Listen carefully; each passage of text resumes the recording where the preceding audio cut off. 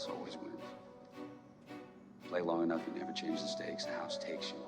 Unless, when that perfect hand comes along, you bet big, and then you take the house. I've been practicing this a little bit. Did I rush it? Felt like I rushed. That was good. I liked it.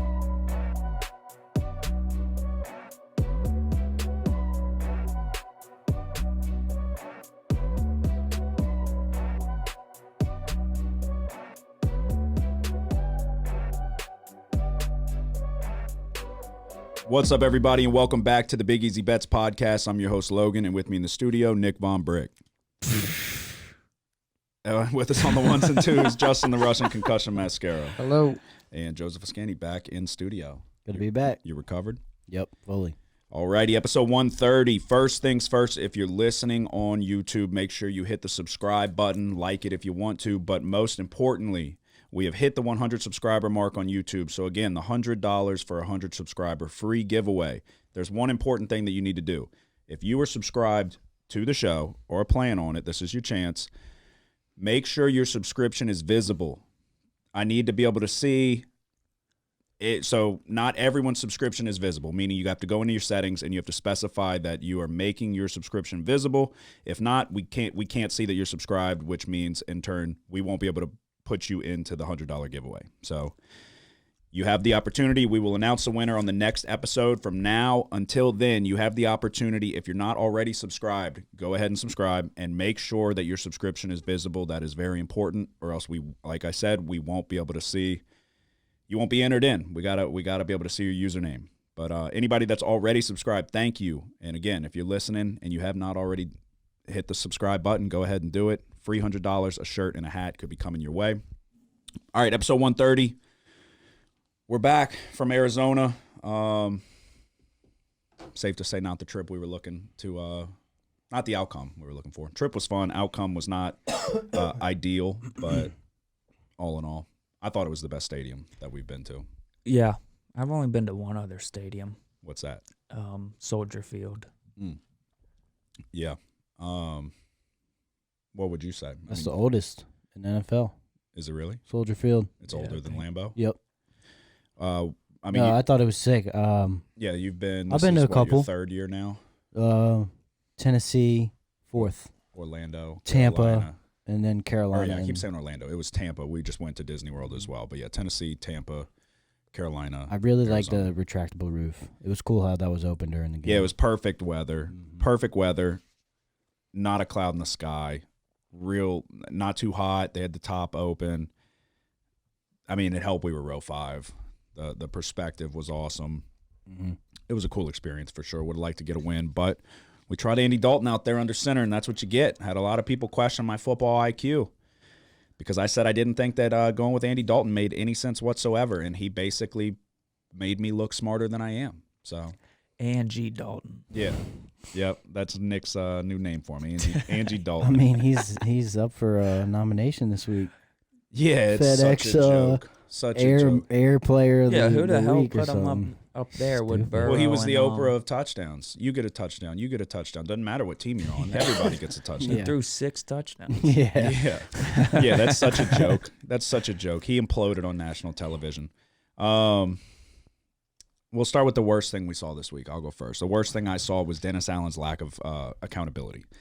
So what I mean by that is they asked him if he said anything to Andy Dalton at halftime. They said, what'd you say to Dalton at halftime after a really rough first half? He said, nothing. They said, did you say anything? No. Okay, so we're getting fucking bitch slapped. We just imploded. Literally, we had the game under control, and then in like 60 seconds of game time, we're now down 14. And you don't say anything? Nothing? After the game, they're asking him, what are you looking forward to? Or what do you feel like should change or whatever? And he's like, well, or the biggest takeaway so far. He's like, the biggest takeaway so far is that we haven't had our guys healthy. Yeah, you and everybody else in the fucking league. Everybody's hurt. The Cardinals had 12 people on their injury list. Why are we making excuses in the first year when we're clearly outcoached? Yeah. We have the most turnovers in the league up there. I don't know if it's actually the most, but it's damn near the most, if We're not. the worst at turnover differential. Yeah, and for then sure. and then we're one of the most penalized teams in football. coaching and coaching. Yeah. So it's like, what are we talking about? You're directly to blame, and you're taking no accountability. Right. Yeah, I mean, I get it. It's tough when you're missing your key receivers and stuff like that, but it's like Everybody's hurt though. the play calling just been bad. Yeah, get Alvin Kamara the ball. Why? How hasn't he scored a touchdown It's yet? like It's crazy. that's criminal. You should lose your job as play caller for that right there. He scored 6 in one game, Yeah. Yeah. and we can't get him one all year. It's criminal. I've said it many a times. I would put him up there as possibly the greatest football player I've ever seen. I've said it multiple times. We've raved about, we as in the fan base, about how he basically plays in slow motion, or it's like he's in the Matrix, or this and that. When he gets the ball in his hands, the play against Green Bay stands out. When he's running down the left sideline and people are just missing him, and he looks like he's just walking. Like, that's a guy you have to get the ball. You have to scheme a way to get him the ball X amount of touches per game. And then he's like not even in the game when we're in the red zone. Yeah. Yeah, it's incredible. Yeah, we I was got Mark looking Ingram. at one of them, and I'm like, why is he on the sideline? We're throwing checkdowns to Mark Ingram. Like, what are we fucking doing, dude? What are we doing? Why are we making the simple complicated? It's not that hard. That's what made Drew Brees so great. And there's like a list of 100 different reasons or things that made him so great. But one of them was the ability to recognize, all right, not there, not there, not there. Find your guy. Progressions. And, I mean, you find any running back on a check down, you're probably getting 3 yards on average, I would say at least. You find Alvin Kamara on a check down, there's a fucking really good chance he's going to take it to the house. Like, he's going to make something happen. Or, like, 3rd and 15, you fucking give it to him. There's a decent chance he's probably going to make somebody miss and flirt with potentially picking it up. I just don't get, and Jameis doesn't do it either, but Andy Dalton also doesn't do it. It's like, check the ball down to the best player on the field. Why did we want to turn him into an in-between-the-tackles running back? That's not what made him so special. He's that fucking good that he can be competent doing that, and still worry you like, oh, okay, he very well could take this to the house.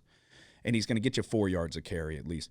But that's not what makes him so Right, look at most of his fucking like good. most memorable plays. The Yeah. Green Bay touchdown. Yeah. That was incredible. Get him with a linebacker on him in space Right. and let him on an option route and let him fucking decide where he's going. Nobody's staying with him. His rookie year, the Yeah. Tampa Bay touchdown, where he almost fell to the ground, kept his balance, And so he's another housed it. person that benefited from the greatness of Drew Brees. But it wasn't even so. It was just that Drew Brees knew, I need to get this guy the ball. right. One way or another, I got to get him the ball. So I just don't get it. I want a coach to stand up there and fucking say what it is. Jim Mora would at least tell you what it was. Like for better or worse. I don't like Dennis Allen. I don't think Dennis Allen's fit to be a head coach. And I was on the Dennis Allen wagon going into this year. We both were. We said it made the most sense. But it's like something happened along the way. Demario Davis said it. Alvin Kamara addressed the team, and they need to get their swagger back and all of that. The defense lost its swagger somewhere along the way. That was the reason why I said stick with Dennis Allen. Because I'm thinking, okay, if he stays, well, then the defense stays. And then we can just try to build up the offense and get healthy, and we got these pieces coming in. But the most important thing was making sure the defense was as lethal as it was last year, this year. And it's not. It's not anywhere near close. Yeah. So, but all right, what was the worst thing you saw this week? Dude, what's up with Mike Evans and these referees? So that was mine, actually. I crossed it out today. I just changed They mine, came too. out and said that it's a weird explanation, but that the referee went to A&M and Mike Evans had reached out to him about golf lessons because he knows somebody that's a golf Yeah, coach. that's what I heard. What I saw was Yeah. It looks suspect. Sure. Yeah. Golf, hey, huh? buddy, hey, man, you got Yeah. Yeah. 13. You're my favorite player, man.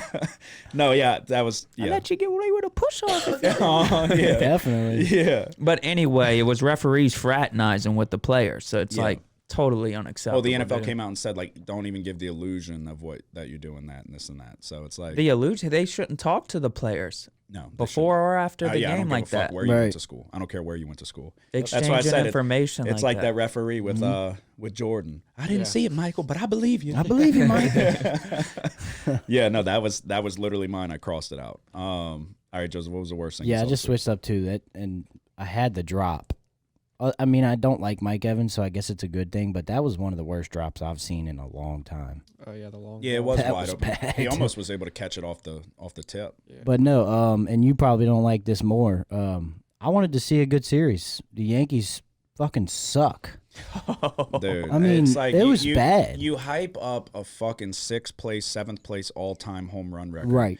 All fucking the last 2 months. Like, Can't escape it. what are we doing? You'll go out sad as fuck. The Yankees are not the Yankees of old. They're the Yankees And of look, the the last. Astros are good. I'm not saying they're not, but the Yankees, they should have made that a series. They had the team, the pitching staff, the full lineup. That should have been a series. Yeah, Nestor Cortez gets hurt. Yeah. It's like, what are we doing, dude? The Yankees are just a joke. That's, to be honest. It's a hefty payroll. Josh Donaldson almost makes the same amount of money as Bryce Harper. Yeah, it's crazy. And he's not even close. It's like $1 million difference, $2 million difference. Yeah, no, the Yankees went out sad as fuck, without a doubt. Justin, what was the worst thing you saw this week? Probably going to basketball and the Kelly Olynyk buzzer beater against us the other night. That one hurt. I mean, the Jazz are pretty scrappy, but it was just the fact that it was Kelly Olynyk, and the way he did it. Yeah, was like a scoop shot. Yeah, it was off like one of- of those Steph Curry Yeah. sky shots. And I was like, Yeah, Yeah. honestly, that was in contention for one of the best things I saw this week. Not the Olynyk shot, but the comeback by the Pelicans to get back in the game. They're down 17 with like 4 minutes left. Oh, yeah. yeah, that was a good game. It's an 82-game season. I'm not too. I'm more worried about, is the team going to fight, and they did. So they get back in. It was a horrible call on Herb Jones. Yeah. Gets him booted out of the game on a really, really ticky-tack call.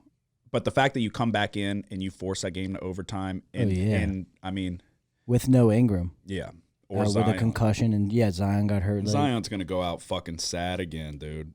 I Yeah. get you fell. I've done that same shit. But I fell right on my tailbone before. I fucking was practicing the next day. I understand I'm not making millions of dollars, but it's like, get the fuck up. He's got a lot more meat, Yeah. It's like, I just, They didn't say anything yet. he better like how not miss long. more than one game.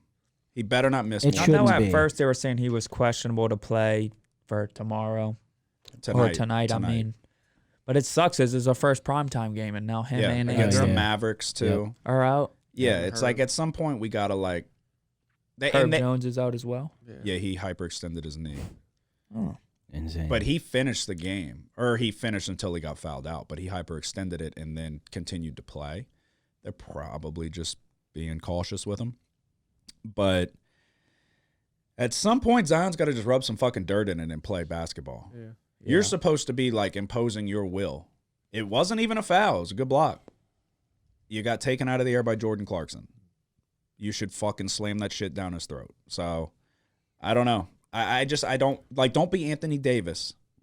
Don't be bitch-ass Anthony Davis and fucking every little bruise you get, you got to miss a game. It's okay. You can play through a little bit. So, we'll see. He better not miss more than one game. That's all I'm saying. The best thing I saw this week were the Phillies going to the World Series / Bryce Harper with one of the clutchest at-bats you'll ever see. That was cool. Did you see? Bryce Harper might be the best player in baseball. I think he won MVP last year. Yeah, NL MVP, but What was I mean that? overall. Yeah. Period. Yeah. He might be. No, he's but you can make an argument that Rhys Hoskins was the reason we're going. Yeah, So, he was clutch. Did you see that video of him when he got in the dugout? And he's like, I can't believe I just did that. No, I After he hit didn't. it. That's awesome though. It's gotta be a good feeling. But dude, the Philly. I mean, so obviously, I want the Phillies to win because I have a 22-1 World Series ticket on them. Cashed in the 10-1 to win the NL, so I've already made my money and then some by a good bit. But I'm gonna let it ride. We're gonna see what's gonna happen. It doesn't make sense for me to hedge. I can guarantee myself like $300. That's not worth it. No. I'll pass up the opportunity, or the guaranteed 300. I'll pass that up for a potential 1,100. So every day of the week. So we're gonna see what we can do. Phillies feel like the team of destiny. Nola has to not pitch like a bitch, and then Wheeler and fucking it's gonna be Syndergaard's on the starting rotation. Yeah. Yeah, it's going to be really tough because Houston has a really nice pitching It happened staff. to Houston last year. Yeah. It can happen again. Yeah, I mean, literally the Braves and the Phillies are almost like identical in terms of team style record. Right. Like both in the high 80s and wins. Yep. But they've got multiple guys that are hitting the shit out of the ball right now. Hoskins is going crazy. Harper's going crazy. Schwarber's starting to heat up at the right time. You got Real Muto, who's always a threat at the plate. They have a lineup that can fucking hit. So Segura's got that funky swing, but he can put the bat on the ball. Bohm will strike out. And then whoever the fuck else. Yeah, Stott actually came through clutch with a, a leadoff double. Mm-hmm. And then Harper fucking smashed the home run. Mm-hmm. So I don't know. We'll see. I'm ready. I wish it was starting sooner than Friday, but we'll get some fresh pitchers on the mound and try to win $1,000 on a $50 bet that I placed back in March. But that was the best thing I saw. Bryce Harper's hit, one of the best hits of all time. In the moment, clutch as fuck. And right as he hit it, he just looks. He's just watching. I'm like, I was in the living room. I was looking at Breeze. I said, "Did you just see that?" All right, what was the best thing you saw this week? I guess it's not that good, but it is good for LSU because he's not our coach, and he almost was. But did y'all see 3 players from Texas A&M's greatest recruiting class? Smoking weed, yeah. Smoking weed in the locker room. In the Jimbo Fisher. What? Go ahead. I'm listening. Oh, you were looking like you didn't believe it. No, yeah, I'm listening. I'm trying to understand.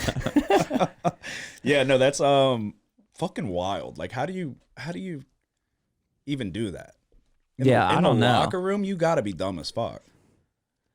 I don't know what's going on over there, but nothing good. Like, when did they kick him to the fucking curb? Well, they got to pay him so much. I know, but it's like, at what point do you just say, this isn't working, dude? He's got that old-ass fucking offensive mind that doesn't work. Yeah. It just doesn't work. He doesn't want to adapt. Yeah. I mean, it is interesting because the recruiting has been there, but then this happens. It's like they haven't been playing well at all. And then they already had players out. It's like, yeah, I don't know, man. No, yeah, that was crazy. They're going to have to give him $80 million. Yeah. I can't believe, like, it's like I just don't get, like, I couldn't believe when kids would get caught with weed in high school. Yeah. How the fuck are you on Texas A&M's team smoking in the locker room? Hey, man, we ain't getting in. We might as well just be high watching the game. All right, Joseph, what was the best thing you saw this week? We already touched on it. It was the Pels. Because last week is when the season started. Yeah. Good win over the Nets. Good win over the Hornets. Yep. And then tough loss. Sucks how we lost, but it was a good loss. Yeah, it's a tough loss. You could have got beat by 20. So you learn about yourself, and they did it without their top guys. So that's gonna spark confidence into Trey Murphy and Jose and the whole crew that are equally as important coming off the bench. You got to have a deep bench, and Trey Murphy's shooting the shit out of the ball. He was shooting the shit out of the ball in preseason, and he's carrying that over. So, and that's what he did at Virginia. Mm-hmm. He was fucking money at Virginia, and that's why you get him to come in. That lengthy, can guard multiple positions, but I mean, you're gonna have to put one of their bigs potentially on him to space the floor, and that'll open up so much for Zion. Oh yeah. So, all right, Justin, what was the best thing you saw this week? Y'all probably saw it. It was John Calipari tweeted. It was the coal miner brought his son to the Kentucky game, and he was like fresh off of work. He was like all dirty as fuck, but Calipari reached out to him and gave him some tickets and said he's gonna get treated like VIP. I mean, I don't know what that means, but to like cool. Kentucky games. Yeah, he brought him to the football game. No, the basketball game. They had like a. Oh, it was like some dirty ass dude sitting courtside. Yeah. He's like in his minor he was outfit like or whatever. covered in dust. But yeah, probably doesn't even care about. He was a coal miner. He was covered in fucking coal, black dust. Could have been doing some oil shit. I don't know. Calipari said that's a tough look. I thought Joe Biden was shutting down all the coal mines, but. All right, episode 130. Like I said, subscribe on YouTube. Make sure your subscription is visible. Go to your settings. That is a key point. If you want a chance at the $100 free shirt, free hat giveaway, we will recap last week's college football slate and then give you our picks for this week. App State minus 9.5. You wrote 10. I don't know how we miscommunicated there, but I'm like 99% sure we settled on 9.5. But you wrote No, 10. we did, but Yeah. I meant to say something about that because even when I recapped, I probably said 10. Yeah, you might have. Sometimes I forget to change it when it's. Well, I think I said I see 9.5, and you said, all right, we'll go with 9.5. So this game started out really rough, but if you were on Georgia State, you were feeling pretty good about it. Joseph was on Georgia State. They went up, what was it, 14-3? 14 nothing. 14-0, and then it was like 40 unanswered, basically, from App State. Even at 14-0, never worried. You just knew. I mean, I looked at Joseph. I said, "You got to The feel." whole fucking time. I said, "You got to feel like." Well, before it You was wouldn't even shut up. Before it You're was like, even a "How done do you deal, feel? though. How do you feel? But before it was even a done deal, sometimes you just know. He's, And I was the like, whole time God. we're fucking eating dinner. How's it feel? Well, I was like, God, being you down 14 fuck- and we're still gonna cover. I was like, yeah, exactly. I was like, you Son fucked of a up so bitch, bad. man. Before they were even covering the 9.5 or 10, whatever you want to call it, I was like, it's just got that feel to it. That's a winner. Put it in the win column. And that was one of the few for me this week. The other one, actually, I'll just go down the list. Cincinnati SMU over 59.5. We were sitting 29-27 with a 2-point conversion. If the 2-point conversion is successful, the over's guaranteed. We hit the over without a doubt. They didn't get the 2-point conversion. Not even close. Horrible fucking play call. Roll out of a clean pocket to bullshit. Very frustrating. UCLA plus 6.5. I'll never on the right side of a Bo Nix bet. Never have been in my life. I don't think one fucking time in my goddamn life in the last 4 years that we've done this podcast. And this day was no different. UCLA really just got outclassed by Oregon, an Oregon team that doesn't get enough respect from me, apparently. Minnesota plus 5. Horrible bet. Horrible fucking pick. Penn State absolutely rolled over them. And that's really all there is to it. Minnesota fucking sucks. They suck. They're really bad. Washington Cal under 57.5. There was 6 points scored in the first half of this game. It turned into a sweat late. We hit by more. It hit the under by more than 7, if I remember correctly. But it was definitely dicey there, where it was like if Washington scores another touchdown, which they were nearly about to, then they would have went prevent and Cal would have been able to march down the field and potentially go score the cover or the touchdown to hit the over. But like I said, 6-0 in the first half. It was looking like an absolute fantastic bet and then turned into a little bit of a sweat. But our second win of the week. BYU minus 6.5, my lock of the week. I can't pick a lock, so take my locks with a grain of salt from here on out. There's nothing I can do but apologize. BYU minus 6.5. They went up. What did they go up? I can't remember. I told you. It was like 14-3, something like that. They went up early, and then I don't think that they scored a point after. They scored 14, and then they got outscored by, let me see if I can find it. Yeah. 14-3 at the end of the first quarter. The final score ended 41-14. BYU went out so fucking sad. The saddest you could fucking go out.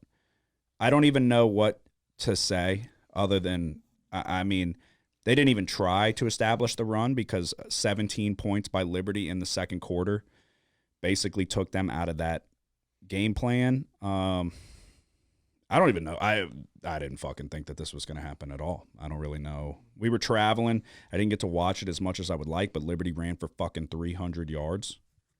Jesus. And BYU ran for 71. So Liberty's quietly kind of good. Well, apparently, because they just absolutely bitch slap BYU. A BYU team that it's like, when are we going to look at that head coach? Yeah. Like, what are we doing, dude? Anyway, all I can do is apologize. It was a bad pick. I go 2-4 on the week. And then you had a down week, and that equates to 3-3. With a bad beat, basically. Yeah, and my lock kinda. Yeah, your first loss. App State minus 10. We covered it. Temple plus 13. This one got hairy at the end because we kind of, I guess you could call it a half a backdoor cover here. Because they went down and they were losing by more than the spread, and then they scored a late touchdown. I think they lost by 11 or something like that. E.J. Warner. Texas -6. God, this game was annoying. Texas blows the lead in the second half. This game was decided by Ewers, who couldn't make a play, and Spencer Sanders, who could. Mm-hmm. But with that lead later in the second half, we were thinking, man, Texas is going to be able to run this ball and put this game away and win big. Credit to Oklahoma State, man. They got after Ewers, and I think that really bothered them. It was Ewers' first road start, so the pressure was on, and he did not play well. 3 of 17 on third down. 0 for 2 on fourth down. Yeah. That's fucking horrible. UAB +2.5. It's the game we briefly just mentioned. Our starting quarterback goes out early in this game, and then the backup comes in. We still have a chance to win and cover, but he throws an interception in the end zone. And I don't even know if UAB, they might have got the ball back again, but they really had no chance with the backup quarterback to move it downfield with. Well, it was an interception in the end zone, but they were inside like the 15-yard line. Yeah. Like they were nearly. Oh, it was 20-17. UAB was at the infield position to guarantee them like a 99% chance that they were at least going to get a field goal if they don't turn it over. And they turned it over. Yep. UCLA +7. This was a late ad. In my head all week I was saying if the line gets a 7, I'm taking UCLA. It did.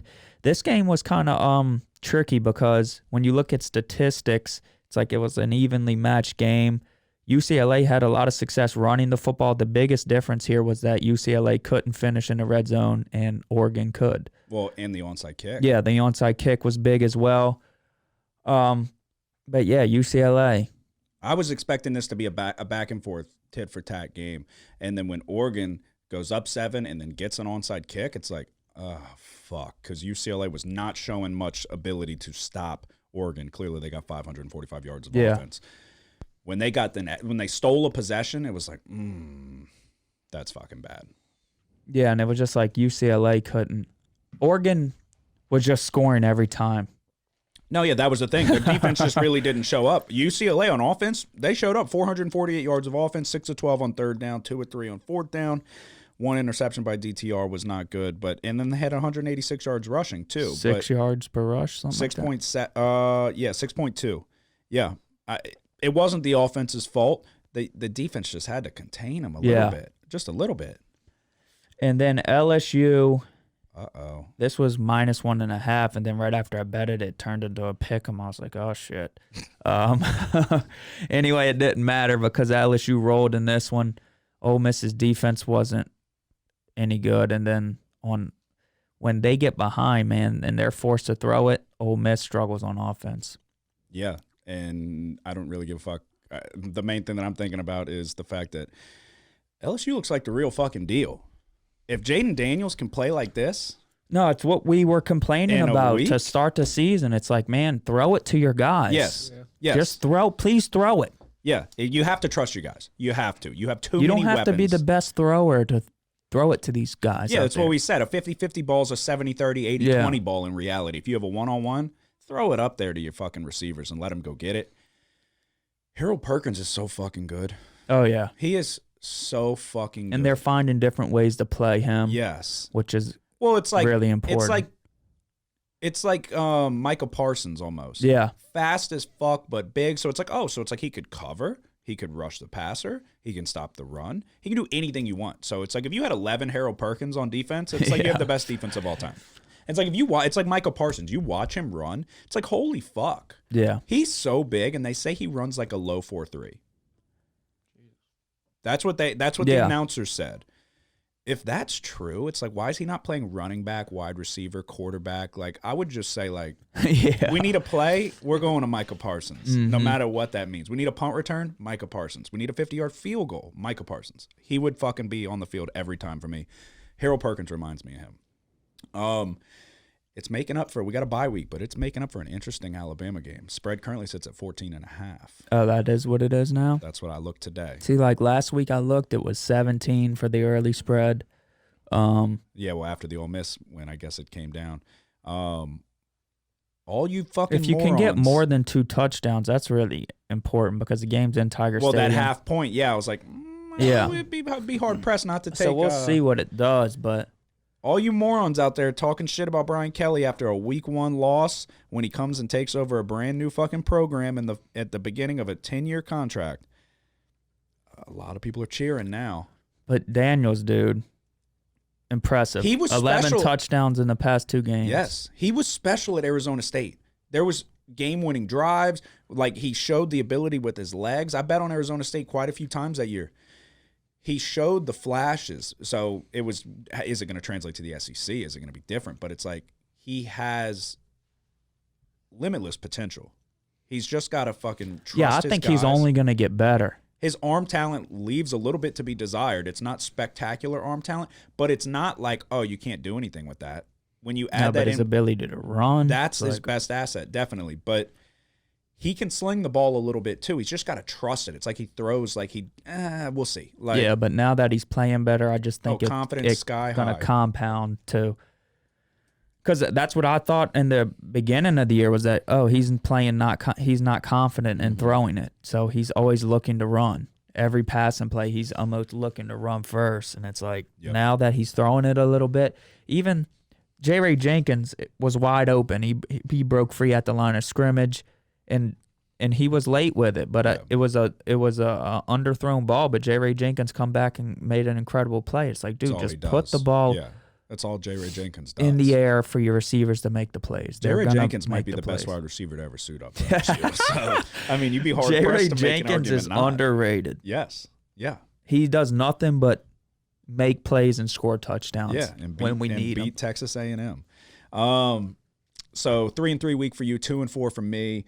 Justin, you went 2-1. Virginia +3. They win outright. That was your lock of the week. Northwestern Maryland under 52.5. I think it was 56 points scored around that. Just barely hit over. San Diego State, Nevada under 36.5. I was keeping an eye on it. I think there was 20 points scored in the first half, maybe even slightly more. I think it was Nevada didn't score a point in the second half. So I think it was 30 total points scored. So 2-1 for you. So Joseph had 4 college picks, but only 1 NFL pick. So college, Georgia State +9.5. If that was we already went over my games. if that was the first half, that's right. Other than Purdue, was it? Oh, I'm not even bullshitting. Was it 0-4? Yeah. Okay, horrible week for Quite Joseph. possibly the worst week But ever. that's what happens when you're not in studio. It's hard to make picks when you're not out here talking about it, and you're just looking at the board on your own, and you're recovering from the flu. So 0-4 for Joseph. So updated standings. I finally had gotten my head above water. We counteracted with NFL, but we just got a breath of air and then slipped right back below the surface. 2-4 on the week brings me to 33, 35, and 3. Locks of the week. I have to do better. I will do better, I hope. 3, 5, and 1. Nick went 3-3, possibly his worst week of the year, and it's only 3-3. 34, 21, and 3 overall, and he drops his first lock on kind of some bullshit. So that's when you know it's going well for you. 7, 1, and 1 in his locks of the week. Justin went 2-1, brings him to 18 and 22, 3 and 5 in his locks of the week. Not And updated. oh, okay. Well, then that brings you to 20 and 23, 4 and 5 in your locks of the week. Joseph went 0-4, brings him to 11 and 20 and 1, 5 and 3 in his locks of the week. I don't know. We might not have specified a lock for you last week. Yeah, that's 5 and 4. Okay. Yeah. All right, 5 and 4 in his locks of the week. You were clawing back. That hurts you, but, I mean, there's still plenty of time. That's another thing Joseph doesn't know about is that bowl season. We pick every bowl game. Yeah. We have to? I have to. Always That's the always best. makes or breaks you. Everyone? Yeah, when it's fucking Wednesday. It always makes you. When it's Wednesday and you're on a Yeah, lunch. right. When it's Wednesday and you're on your lunch break and you have the Boca Raton Bowl, you're gonna feel happy that we bet everyone. All right, so we will look ahead to an interesting slate of college football games, and then I don't know, try to find some winners. I was hesitant at first, and then I feel a little bit more confident as I kept kind of diving into it. Does anyone have midweek college football? Yes. Wednesday through Friday. Is it safe to say that I'm the sharpest midweek college football gambler? Granted, I said I wanted to take App State. I was going to stay away. You said you're on it, so then but I wanted to take it. I said it before I knew you were on it. So, agreement picks. NFL, Nick and I are 10-4, but we'll get to those later. But college football, 9-2-2 on games that we are on the same side. That's not bad. All right, Thursday. Does anybody have anything? Yes. I don't. No? Yeah, I do. You do? Justin, do you? No. All right, you go first. I'm on Washington State plus 8.5 against Utah. I know it's a good Utah team, and Washington State has been struggling a little bit as of late, but I think they pick it back up. I think their defense can get it done and contain Cameron Rising this game. So not to cut you off. Yep. The line changed. We're going to take it at 8. Okay. So Yep. I'm also on it, but Yeah. it's. I think it's come too back. many points at home, Okay. even 8. Okay. Especially being over that touchdown mark at 7. Mm-hmm. And I think this D-line will show up again. You know, they still, even in these past 2 losses, they still haven't given up too many points and have been playing okay on defense, not as good as they've normally been playing all year. But I think they can get it done. Okay. I'm on Washington State as well. Got it at 8.5. We're going to give it to you at 8. The real question is which Washington State team will show up, the one that nearly beat Oregon and probably should have beat Oregon, or the one that failed to score 2+ touchdowns in the last 2 games. Washington State's very effective in the red zone, scoring on 92% of their trips. And it's 18th in the nation. The question is, will they have success moving the ball to get there in between 20-yard line to 20-yard line? It's typically it's easy to move the ball in that range. They struggle with a little bit more than you would like.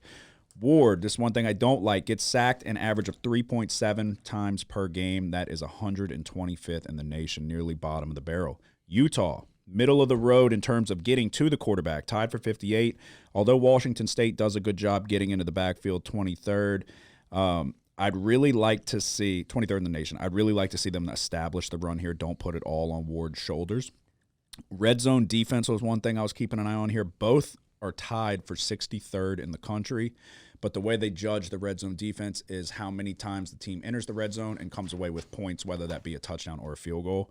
Washington State has allowed 4 less touchdowns. This is red zone defense with Washington State was one of the things that we saw firsthand. Y'all touched on.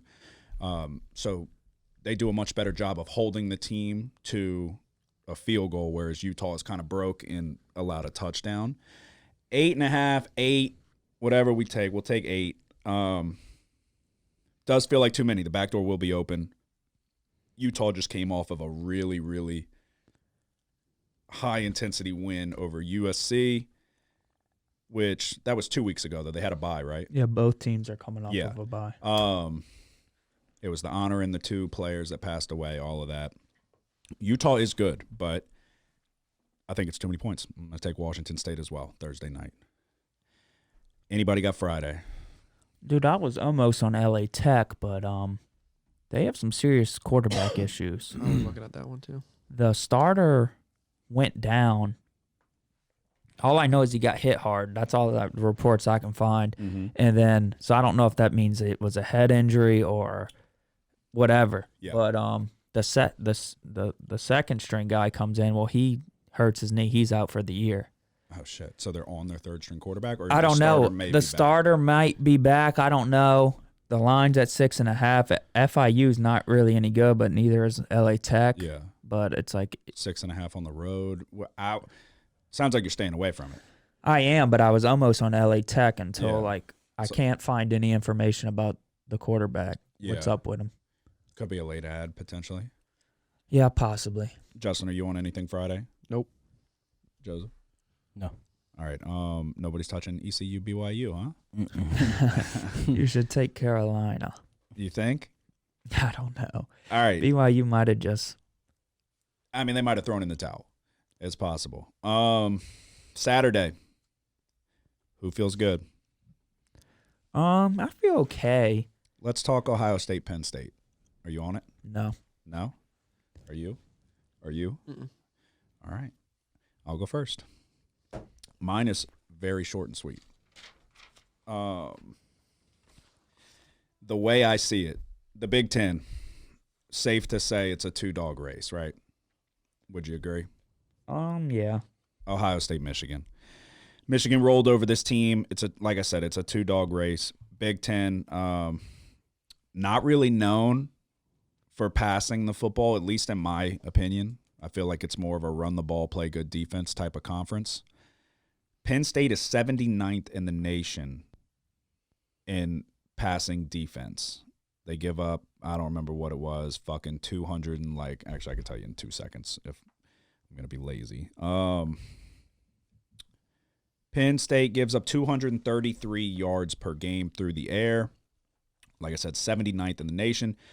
They haven't really played anybody that is, Michigan can pass the ball. They just didn't need to because they rushed it for fucking 400 yards. But Minnesota, Northwestern, Central Michigan, Auburn, I think the only team they've really played that shows the ability to pass outside of Michigan who didn't need to was Purdue, and they had success.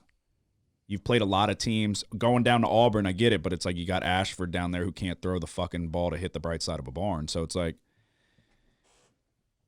why will they be able to stop Ohio State? I don't think they will. I'm taking Ohio State minus 15.5 is what I'm getting at. I feel like, Michigan completely outclassed this team. It's Ohio State and Michigan in the Big Ten, in my opinion. So Yeah. I'm going to take Ohio State with the points. A good Iowa defense they just dropped 54 on. So I feel like slow start, and then now it's like, okay, who's really going to stop Ohio State? Why would you? Which side would you lean for one? And then, What's he on? Are you on this game? yeah, what you Penn taking State. Penn State? Yeah. Why is that? Why you say it like that? Well, because you're right. I agree. I don't think really Penn State will be able to stop them much, but I think offensively they'll be able to keep up. Because I think Ohio State's got an underrated. well, you talk defense. about you could say that, but you look at their strength of schedule as well. It's nothing serious. They played Notre Dame their first game, which you saw them struggle. Mm-hmm. Yeah, but that was offensively they struggled, and that was the first game of the season. I know that, but really after that they haven't had a tough a tough schedule at all, and I think their defense is going to be susceptible to Singleton on the ground, and that'll open it up, I think, for Clifford. And I just think, like you said, who's going to stop Ohio State? I think Penn State will at home. One of the best atmospheres in college football. That place is going to be roaring. I know it's early, but yeah, I just think it's too many points at home with that crowd. I feel like there was a year in years past where same thing, like Michigan rolled over them, and you're like, is it too many points? And then Ohio State just went in and fucking trounced them by 60. I don't know why that's like in the back of my mind. That could not be accurate, but I swear I feel like I remember that within relatively recent years. Ohio State's not bad stopping the run. So what did they hold Wisconsin to? They give up 90 yards a game. You've got true freshman running backs back there. Wisconsin had success, 192, but that game was out of hand. Realistically, going into the fourth quarter, it was 45 to 7. It was 45 to 7 going into the fourth quarter. Notre Dame, who's the only other formidable Russian team that they played, only got 76 yards against them. And another thing, everything that I see confirms it. Nothing that I've seen disputes it yet. Jackson Smith and Jigba is supposed to be back. So the rich get richer. And he's also been, he hasn't played all year. Came in, touted as possibly the best wide receiver in the country.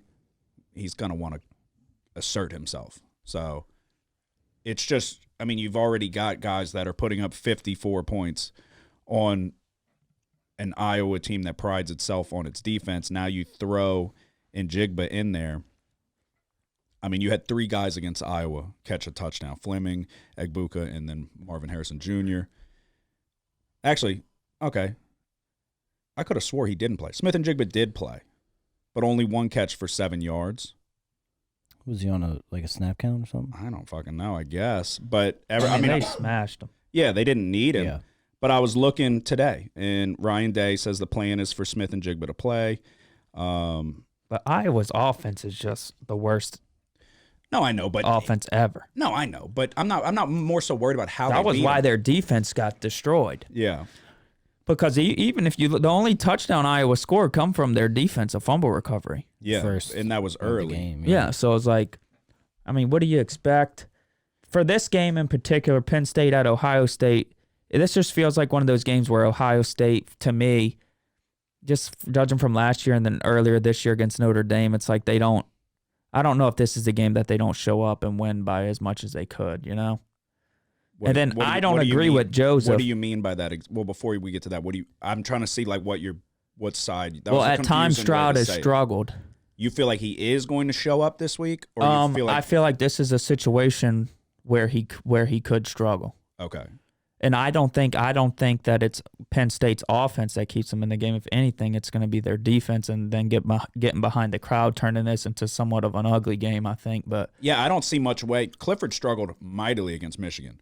I don't see it turning into a shootout like a tit for tat type of thing. I think Ohio State rolls over them, but the only route to success for Penn State would be if the corners are able to contain the wide receivers, and then you kind of muck it up a little bit. They can control the time of possession with their running backs, Singleton and whoever else. But I don't think it's going to happen. yeah, But that's why they got to play the game. So it is. what happened last year? If this was a night game, I would feel differently. Yeah. Well, I wouldn't feel. I would still take Ohio State, but I would be a little bit more worried. An 11 a.m. kickoff is different than a whiteout game at 7 o'clock at night. Yeah, so last year Ohio State won 33-24. Penn State only rushed it for 33 yards. Yeah, but they got that was before. They've got good freshman running backs, so Yeah, they have a much better running game now, but Clifford threw for 361. Mm-hmm. They threw it 52 times. different DC. And though. Stroud kind of struggled. Yeah, but Knowles over from Oklahoma State, they've been playing well. I just feel like I don't know. I feel like Ohio State's going to roll. I really do. I think it's going to be. I think it's going to be eerily reminiscent to the Michigan game. Polar opposite on how they get there, but same outcome. I don't think that the corners are going to hold up. There's just too many weapons, and I feel like. I mean, is it safe to say that C.J. Stroud's essentially running away with the Heisman Trophy? Unless Hendon Hooker continues what he's doing. If they don't drop a game, then you have an argument. But yeah, I mean, if Ohio State ends up losing to Michigan or something like that, then well, yeah, okay, I guess. I think he's responsible for how many touchdowns now? 20. Who are you talking about? Stroud, an incredible amount. He's got 28 touchdowns. Yeah, 28 passing. touchdowns. That's all he's got. Yeah, he hasn't doesn't rushed run. for any. Yeah, he's got over 2,000 yards, 28 touchdowns, 4 picks. So, yeah, I mean, and then Egbuka fucking stepping up. But like Joseph said, they really haven't. Other than Notre Dame, you look at the teams they've played, it's like It's been kind of cupcake. Mm-hmm. Yeah, but that was the same knock with Michigan. yeah, Michigan hadn't played shit. I feel like Michigan and Ohio State are the cream of the. They're fucking as good as it gets in the Big Ten. It's going to come down to who wins that game, basically. And we saw Clifford fade in that game early and often. So, well, I mean, what did he finish? 7 of 19. That's right. They fucking pulled him, right? Yeah. yeah. 7 of 19, 120 yards. So, has he proven that he's built for this? I know we just saw last year's game. Was that at Ohio State? Yeah. So, numbers, I didn't hear touchdowns, interceptions, but passing I yards. don't think he threw any interceptions. Maybe he did. I don't think Clifford's built for it. I think. 1 touchdown, 1 interception. Okay. Yeah, he's not going to put the team on his back and lead a Heisman Trophy caliber effort. Yeah, no, if Penn State, which I think it kind of could happen, kind of like how Michigan did them last year, where Michigan wasn't really, before Michigan beat Ohio State, it was like they weren't really seen as a big time team, Yeah. even though they were still undefeated and everything. It Yeah. was just like Well, I it think was also Ohio the way State they was did it. 17-point favorites against Michigan last Yeah, year. and it was also the way that they did it. They just fucking grinded it out. Oh, Same yeah. way, ran it Smashed down their them. throat. And But so then that's, Ohio State struggled on offense. mm-hmm. So it's just you've just seen it a couple times throughout his career. I know he's more experienced now, but where sometimes Stroud will, I said that will coming miss in. a lot. I you said know? that coming in, that he's left a lot to be desired in multiple games throughout his career, where it was like, okay, same thing, really hasn't shown up. Like where Bryce Young might struggle throughout the game, but if it's a one-possession game and Bryce Young has the ball, Yeah. It doesn't matter how that whole game went. You know what's about to happen. Except in the national championship game when I have $2,000. Yeah. Bulldogs. But no, I agree with what you're saying. I think he shows up. I think that Penn State defense breaks. I think it's more likely that Ohio State wins by 35 than it is that it's a 7-point game. Yeah. So we'll see though. Like I said, that's why we play the game. All right, what's your first Saturday game? 11 o'clock, I'm going to Arkansas, -3.5 at Auburn. To me, this is just a big mismatch for Auburn. They've struggled against teams that can run the ball. We know Arkansas's rushing attack is the strength of their team, but their only weakness is really their defensive secondary. I just don't think Auburn's good enough in the passing game to capitalize to be able to keep this one close enough, so I'm taking Arkansas -3.5. Okay. All right, my second one for Saturday, we already went over Ohio State, Penn State. Looking at Georgia and Florida. Are you on this? No. Is anybody on this? I'm not. No, I was looking at this. All right, same thing. Short and sweet. Florida's defense is horribly bad, giving up 430 yards per game. Both teams had a week off, will be well rested. Georgia should be able to get everything they want. The defense has shown the ability to give up a play or two here and there, the ability of Richardson to scramble out of the pocket and extend plays with his legs is really the only hope Florida realistically has. I'm going over 56.5. That's what I was looking at. I think, and to be honest, I had Georgia with the points written down, but I'm going to stay away. I'm going to stay away from that. I want to take Georgia with the points. Let me get... Yeah, I'm just going with the over. I think realistically, I'll be shocked if Georgia doesn't drop 40. And then I think they could be up big with garbage time and some late Florida touchdowns. But I do think that, I mean, they're not as good as they were last year defensively. I think that's been proven. It looked like they could have been. It looked like after the Oregon game, it was okay, maybe they're just as good, if not better. It's been proven that they're not. That doesn't mean they're not really fucking good. But, I mean, this is a Florida team that gave up 45 to LSU. So, but they were able to score 35 on a formidable LSU defense. I'm looking for 14 points out of Florida. 14. And I think this hits. So, but yeah, give me the over 56.5. Justin, what's your first one for Saturday? First one's going to be a 2:30 game. It's going to be Oregon and Cal. Oregon's coming off of a big game against UCLA, and sometimes teams will have a little bit of a hangover after playing those big games, so I think that'll be the case this week. And against Cal, and Bo Nix typically plays a little bit different on the road than at home. And also, I like Jack Plummer. I think he's a tough quarterback, and he seems to always find a way to extend the drives.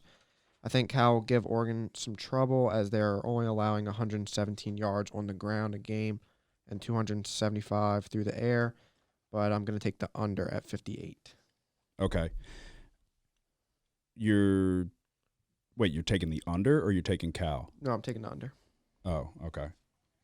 Huh. Well, you talked about extending drives. Yeah, I just think they'll slow it down, and I mean, Cal doesn't really put up too many points. All right, I'm on Oregon. -17. I'm done going against them. I disagree with what Justin said in terms of them extending drives. They're 94th in the nation on third down conversions. I also wrote down that I hate Plummer. So I watched, obviously, I had the under 57.5 against Washington Cal. He's not very good. They don't have that many weapons. He misses a lot of open throws. There was a few plays downfield that were available that won't be there with Oregon, but he overthrew or underthrew. Solid defense with Cal. But yeah, I literally, that's what I put. I don't like Jack Plummer. Bo Nix playing out of his mind since after the week 1 loss. This should be a 3-touchdown spread, in my opinion. Cal doesn't have much of a home field advantage, even with the game being at home. Marshawn Lynch was on the sideline calling for the fans to step up, saying that nobody's showing up. It's a joke. I think that Lanning will be able to confuse, but also pressure Plummer in the backfield. Plummer sacked 3.3 times per game, where Bo Nix literally 1 time all year. He's been sacked once. They've got the cleanest sack to game ratio of anyone in the country. He gets sacked 0.14 times per game, 1 time. Oregon gets the ball out really, really fast. He's decisive. He knows where he wants to go with the ball. He's getting it to his guys. He's making good decisions. His ability to extend plays with his legs. I don't see any way that Cal keeps up in this game because their defense is not bad, but their offense is just abysmal. It's really, really bad. Bo Nix does play differently away. Stat-wise, it's a little bit of a drop-off on away games, which is typical with quarterbacks. I think Oregon is the better team here by far. So I'm taking Yeah, Oregon. I would take Oregon in this one. I mean, I think Bo Nix is a changed man. I'm being serious. I literally, I just think that he's in he's putting up Heisman Trophy numbers. He's in so much better of a situation than he was at Auburn. Yeah, he's probably in a better headspace too. There's no question mark. Like, is he going to get benched? Are they going to TJ Finley? Everything's in disarray. Yeah, I mean, his dad played at Auburn. There's so much pressure. It's like legacy. Starting as a shit like that. Yeah, and so it was funny. So, like I said, there were 6 points scored in the first half of Washington and Cal. But then all of a sudden, Cal got lazy, and Washington started getting really anything they wanted. So it was like, fuck. So if Washington's able to do that, Oregon should be able to get whatever they want. And with the speed at linebackers, that was one of the differences in the Oregon-UCLA game. That was one thing that I said I was worried about with Flo and Sewell, Penei Sewell's younger brother.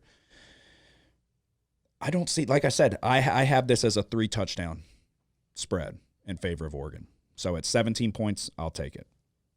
What's your next Saturday game, Joseph? All has a lot. Okay. Going ultra conservative, huh? 3. Okay. I'm going back to 3. What is how many do you have? I have 4 now. I had 5, but then I told you about like Tech. What have I given? I've given 3. No, 4 so far. Oh. Yeah. I've given 4. I've got 1, 2, only 2 left, I think. All right, Yeah, I have 2 and then my lock. I'm going to Rutgers at Minnesota.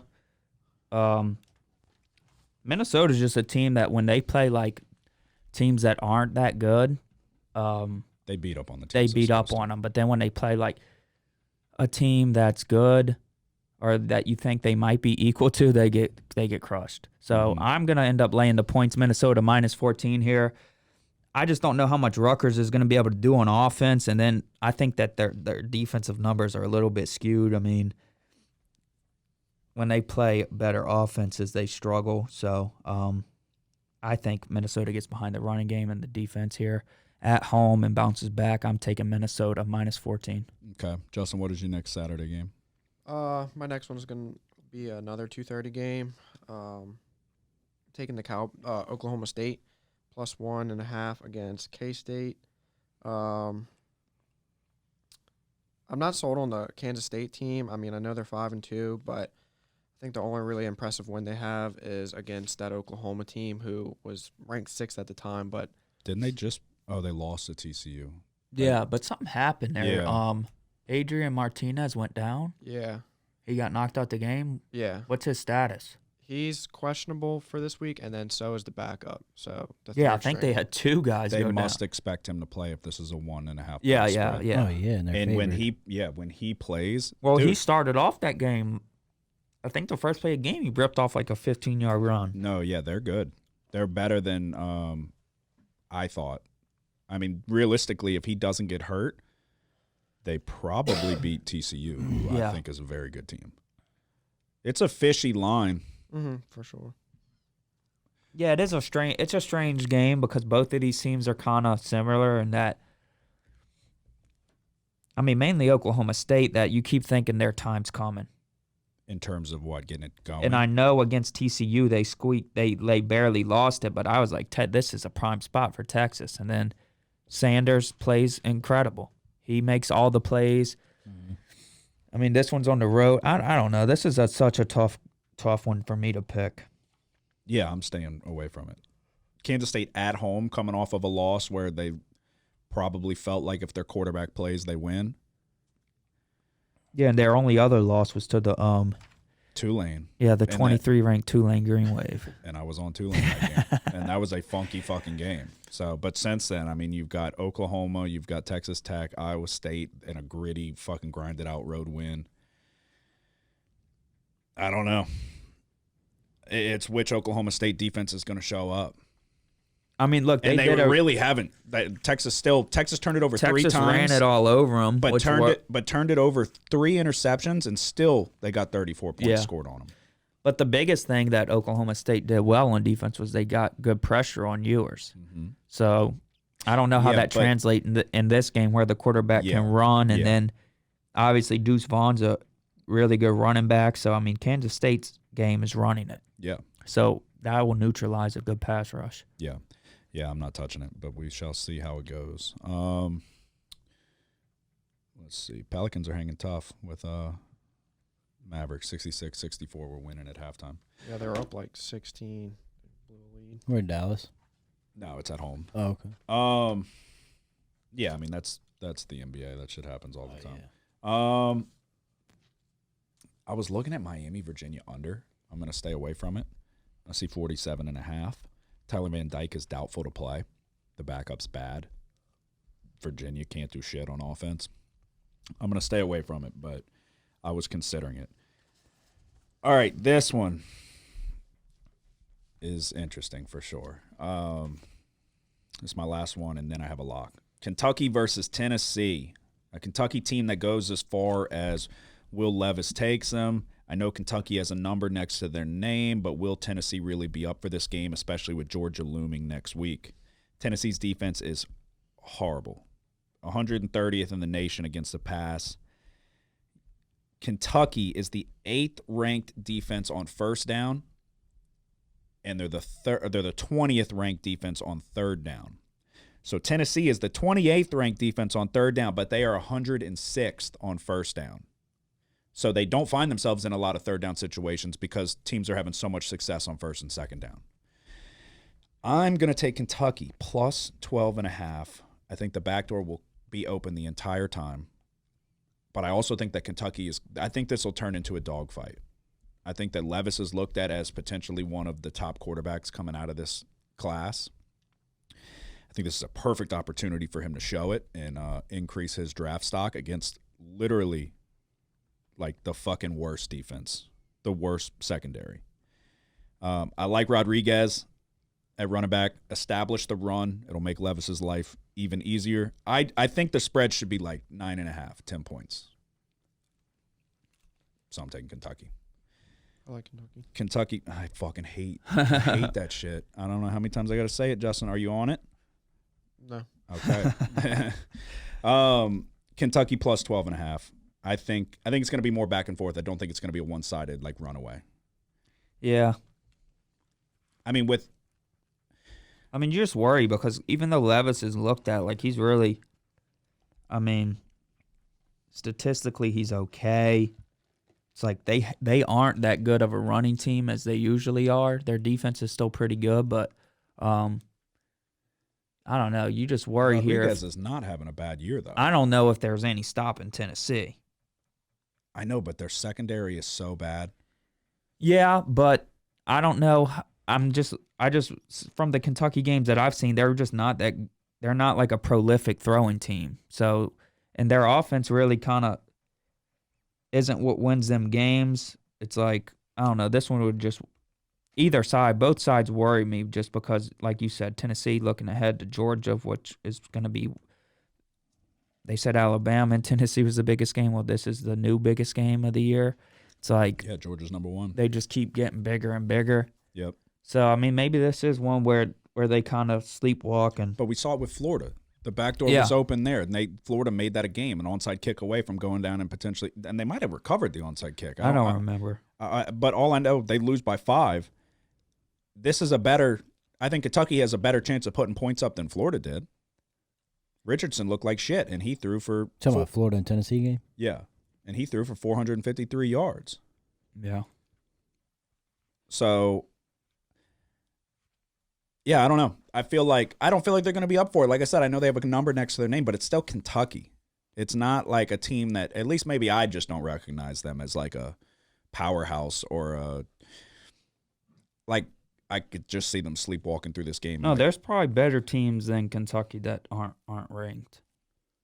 But yeah, no, I mean, I think they hang tough. I think they keep it close. 12.5. I mean, you find yourself up 17 late in the game, and it's like backdoor touchdown away from fucking covering the spread. It's always going to be there.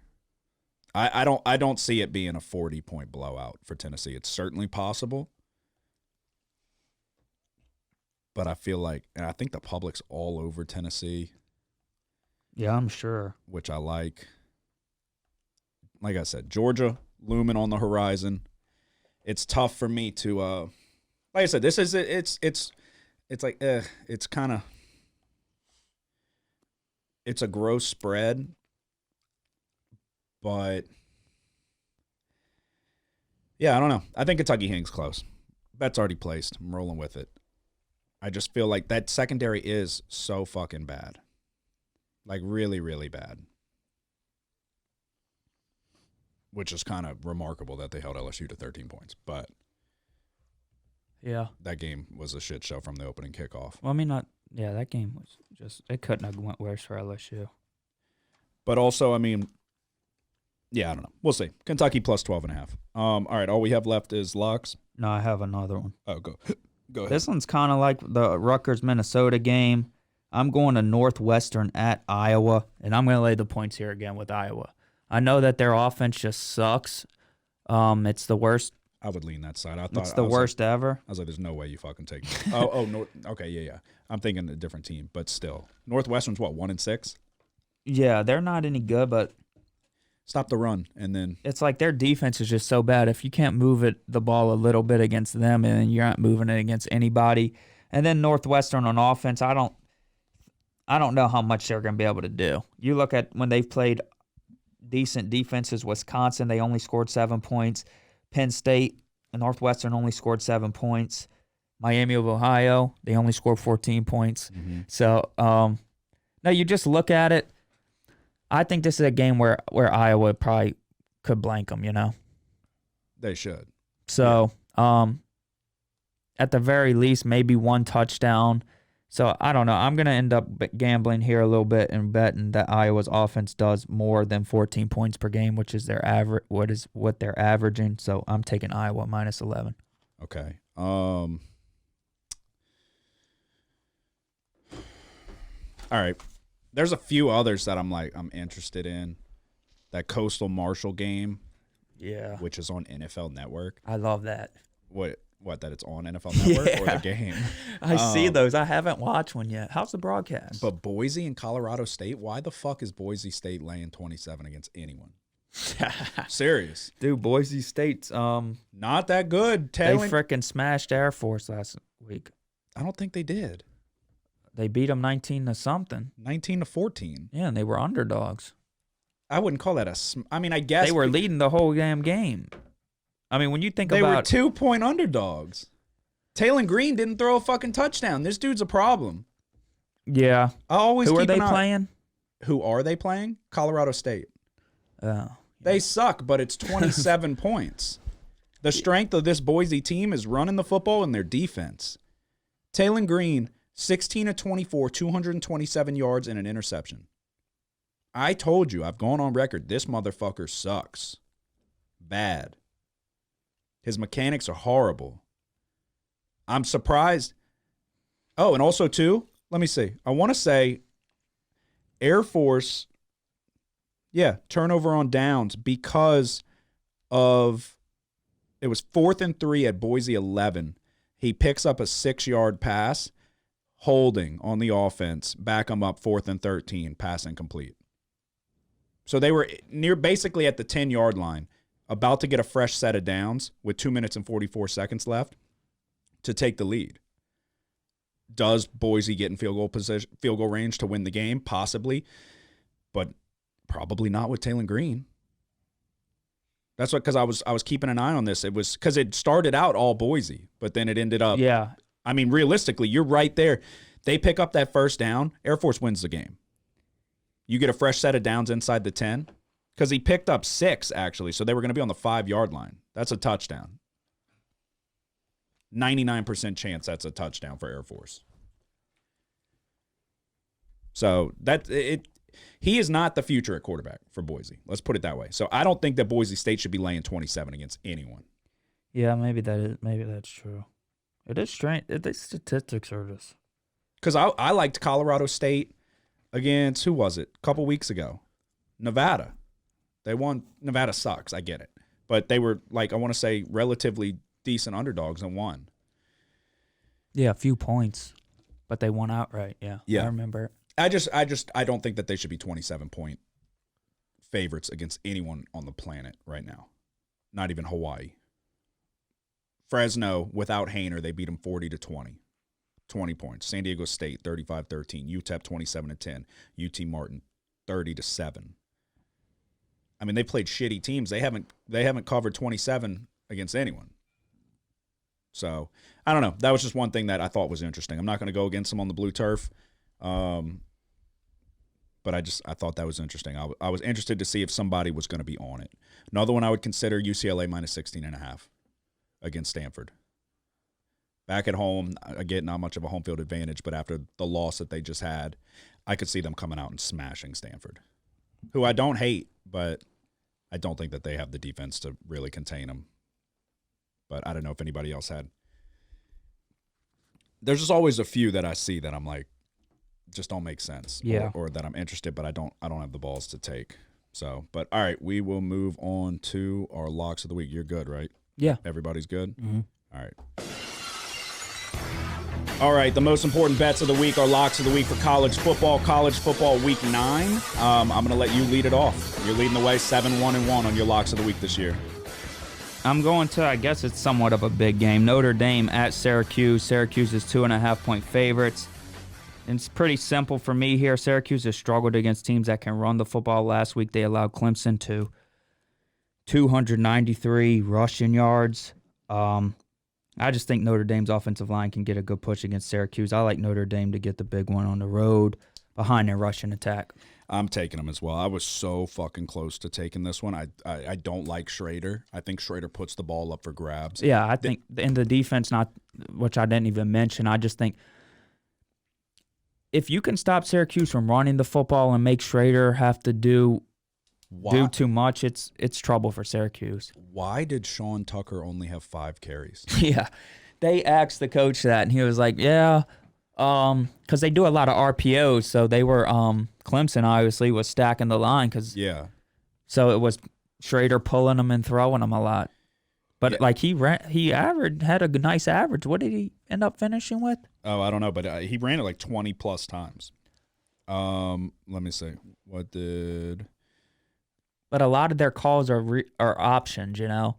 Yeah. It was like, well, why not just call a freaking regular run to your best player? It's like 21 carries, 71 yards, and a touchdown. And then what did 5 carries, 54 yards. Yeah, it's like his dude was averaging 10 yards a carry, but you only got it to him. Yeah. And it's not like this was a one-off game. This guy's your best player undoubtedly on offense. By far.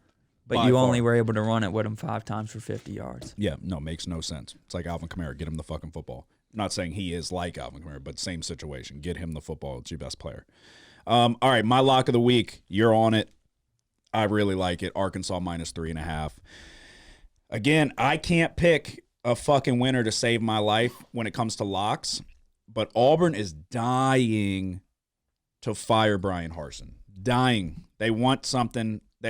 He's going to be gone at the end of the year. They would love to do it midseason and get a jump on the fucking coaching search. The best rushing offense in the SEC versus the I'm assuming the best, but it is against the worst rushing defense. We just saw Arkansas smash BYU, who has the 117th ranked rushing defense. Auburn, nearly identical at 119th in the nation. Arkansas is still being disrespected for their 3-game losing streak. One of those should have been a win against A&M. Mississippi State was a loss without KJ Jefferson. He got banged up last week, but when does he not? He's expected to go. It's another head injury. He's the king of the mid-game limp. He's going to get fucking hurt a little bit, but he's expected to go. Brian Harson's going to get fired soon. You might as well get a head start on it. Do it now. Auburn is dead last in the turnover margin. I'm taking Arkansas minus 3.5. It's a fishy line. I feel like they should be favored. Yeah, it's a little bit. What you worry about is like we keep expecting Auburn just to give up by now, and they put up a fight against Ole Miss. Who'd they play last week? Were they on a bye? I don't remember. I got it right here. 2 seconds. But you keep expecting them to quit, and they don't. Last game they played was Ole Miss on the 15th, so they had a bye. Okay, so they're coming off of a bye. Arkansas's coming off of the BYU win, 52-35. Yeah, that's right. I mean, Auburn is allowing 204 yards, basically 205 yards on the ground. Arkansas should feast off of that. Just go to the Ole Miss stats. See how much Ole Miss ran it on them. I'm sure it was something. I mean, yeah, they put up 48 points. They ran the ball for 448 yards. They rushed it 69 times for 6.5 yards a carry. Flip side, Auburn had a shitload of success running the ball as well, 300 yards. I don't think you're going to be able to get that on Arkansas. You can attack Arkansas's defense through the secondary, but not with Ashford as your quarterback. And Arkansas does a good job of getting into the backfield. I could find the stats in a second, but I don't feel like looking for it.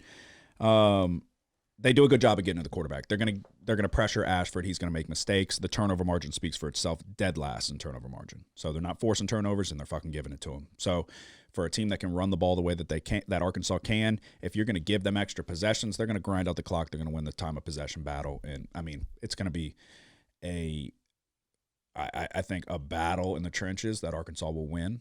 And I think Arkansas wins this game by 2 touchdowns at least. So I think this is the rollover game for Auburn. This was the other game I was considering for my lock. It's like but take it with a grain of salt. Nick's on it at least, so you can find solace in that. We're 9-2-2 in college football bets, but I'm struggling with my locks as of late. Joseph, what is your lock of the week? I'm going Wake Forest minus 4.5 against Louisville. Not much to be said about this one. Just think Wake Forest is the better team here. Sam Hartman is one of my favorite players in college football. Yeah, you like him because of the Clemson game and that. No. He throws a beautiful ball. He does. He's got a shitload of talent. I'll let you continue, and then go ahead. It's so fucking fishy. This line is so fishy for me. Oh yeah. I really you think it should be more. Yeah, that's why it's fishy. I was very close to taking Louisville, and I don't really like Louisville, but in my opinion, which doesn't mean much, but it means second place on this podcast, I guess. But I almost took Louisville at home. Hartman has those games. With Hartman, that's why I was telling the guy at the Cardinals game. With Hartman, he is either all the way on, or it's like, what's going on? He hasn't had that game this year. Has he not? He hasn't.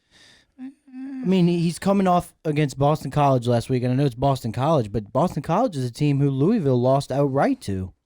Yeah, but college he football threw 300 yards and 5 touchdowns last week. Yeah, but it was a road game for Louisville.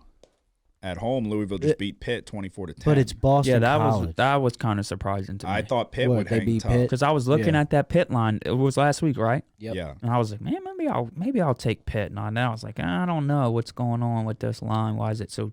I think that might have to do with where the line's at as well. Is Louisville's coming off of a good win against Pitt? Yeah, maybe it is a little bit of an overreaction, but I don't know. I don't know, dude. Every time I bet against Louisville, most of the time it's not good, other than Florida State, and it was kind of a miracle. I just feel like that was one of my main things was I wasn't putting enough stock into, and I'm not blowing it out of the water with my fucking record. That's what I'm saying. Take everything I say with a grain of salt until I prove otherwise, but I would not put enough stock into the home field advantage. And there's a lot to be said for that. There's a reason they give a team 2.5, 3 points for a home field advantage. Mm-hmm. Yeah, there's a quick note is like I think this game was at 5.5, but it got bet down a little bit to what 4? 4.5. Okay. You might be able to get 4 in some spots. Same thing with me. It's like there's. You 4. look at my record. I'm 11-20, so take what I say with a grain of salt as well. But I really, really like Sam Hartman a lot. I think he's one of the better college football quarterbacks right now. Yeah, I'd be surprised if he can't put up those same numbers against this Louisville defense. Yeah, maybe just Joseph wasn't around for Pitt and Wake Forest last year in the bowl game. I think it was a bowl game. No, I think it wasn't it was a bowl game. It was ACC ACC. Yeah, championship. it wasn't a bowl game. Yeah, I don't know. It's just a fishy line. It should be more the fact that it's not, and it shows you that bettors are back in Louisville with the line coming down. This is just one of those games where I could fucking see Cunningham doing a lot with his legs and keeping them close, and maybe a come from behind Wake Forest win. So, but I don't know. I'm not on it. I don't feel strongly enough to take it. It was just one that I kept my eye on. But all right, Justin, what is your lock of the week? My lock of the week's Arkansas -3.5. I think Arkansas is all around just a better team here, while Auburn has the worst run defense in the SEC. And that's not a recipe for success when playing against Rocket Sanders and KJ Jefferson. Arkansas's defense tend to give up the big plays through the air, but like Logan already just touched on, the last person I see doing that is Robbie Ashford, who is completing less than 50% of his passes with 4 touchdowns and 5 interceptions. So take the Hogs at -3.5. Alrighty, there you go. That is our locks of the week. We will recap college as a whole. For me, I have Washington State +8, Georgia and Florida over 56.5, Ohio State -15.5, Oregon -17, Kentucky +12.5, Notre Dame +3, and my lock of the week is the Arkansas Razorbacks -3.5. I have Arkansas -3.5. I have Minnesota -14, Iowa -11, and for the lock of the week, I'm going with Notre Dame +2.5. Okay, Joseph. Thursday, 9 o'clock at night, I have Washington State +8 against Utah. And then Saturday morning, I have Penn State +15.5 against Ohio State. And my lock of the week is Wake Forest -4.5 against Louisville. All right, Justin. Got Oklahoma State +1.5 against Kansas State. Oregon and Cal under 58. My lock of the week is Arkansas -3.5. All righty, that is our college football picks for Week 9. We'll transition to a NFL recap. Excuse me, Okay. NFL. Wait, one thing. I Go want to ahead. clarify. I'm on Notre Dame +3, What'd you say? 2.5. You said 3, I got 3. but I just checked. It's I just +3 on a few books too. yeah. I just wanted to make sure of that. Okay. All right, we will do the NFL recap quickly and then give you our best bets for the NFL week. Let's see. All right, I'll let you lead off. You're leading the way in NFL. You can recap Thursday the games. night. Oh, I mean, there's not a ton. yeah, I forgot. We got to recap. Saints +1.5. We kind of talked about it when we opened the episode. It was the pick sixes that changed the direction of this game. When it started, I was like, "Oh man, we're moving the ball." I felt good. And then, well, first it was the first pick in the end zone. Yeah. That flipped the momentum a little bit, but then you still felt good. And then, it was the next two return for touchdowns. Totally flipped the first half upside down. And look, I'll say, one's not on Dalton. It's off Callaway's hands. You have to fucking catch the ball. Yeah, but the other one was like you could look at that as -6 too. Yeah, on in the end zone. score because it was Exactly. a scoring potential play. Yeah. So yeah, dude, Angie Dalton's got to go. All right. There just makes no sense to go with him. If you roll with him as your Jameis Winston better be the fucking starter going in next week. And the season's more than they keep fucking stringing us along. I know. Because the fucking division sucks. You never dude. know what could happen. I mean, The season's not over. other than last game and then the Buccaneers game, which those scores don't show how close those games really were. When Were you looking for indicative? Yeah, but I didn't want to say that and mess everything up. Indicators. But And mess. no, dude, the damn games have been close. The ones we've Yeah. lost have been really close. It's not like, But let's not pretend because I and we see haven't people- played well at all. It's not like we're losing games and playing well. I didn't want to go into it, but everyone is like, "Oh, well, Andy Dalton won." Blah blah blah. When you go with Andy Dalton, you have no hope on the season. He is what he is. His story's been written. You know what you're getting with Andy Dalton. What you chase is the last 2 drives of the Atlanta game. That's what you're fucking looking for. When Jameis Winston was clicking, you're finding Michael Thomas. That was 2 perfect drives. 2 perfect drives to get back in the game and win the game. That's what you try to get back to. You don't roll with Andy Dalton. There is no hope going with Andy Dalton. He is what he is. You get what you get. You put Jameis back in, and you try to replicate what we were able to see in the fourth quarter against the Atlanta Falcons. That's what you go for. Everyone, oh, well, he won against the Seahawks. No, he fucking didn't. Taysom Hill won that game by himself. Like, what are we talking about? Taysom Hill won that fucking game basically by himself. Andy Dalton didn't win that game. Andy Dalton has missed receivers on multiple games that were begging for a quarterback to win it. I've said it over and over again. I don't understand. What we should be looking for is whatever Jameis Winston and the offense were able to do on the final 2 drives against Atlanta. The ball was zipping out of his fucking hands. We were moving with tempo. It looked crisp. Michael Thomas looked unguardable. Rub some motherfucking dirt in it. Zion and Michael Thomas must be doing their strength and conditioning together. Fucking get out there and play and be worth your fucking contract. But that's my main takeaway is we should be trying to get back to what we saw on the final 2 drives against Atlanta. And going with Andy Dalton won't be that. You know? Yeah, I agree.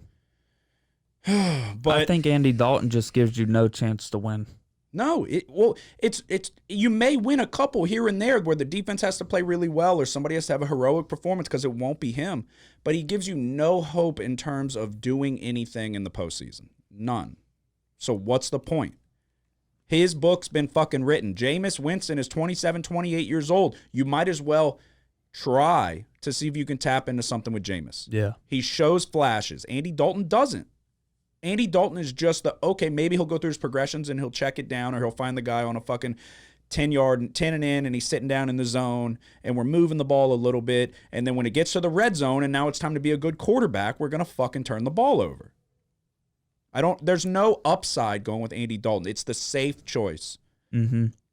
Fucking roll the dice. What are we doing? You got rid of next year's first-round pick. Not to trot Andy Dalton out there to fucking implode on national television. I told Andy Dalton to get his head out of his ass, and he heard me.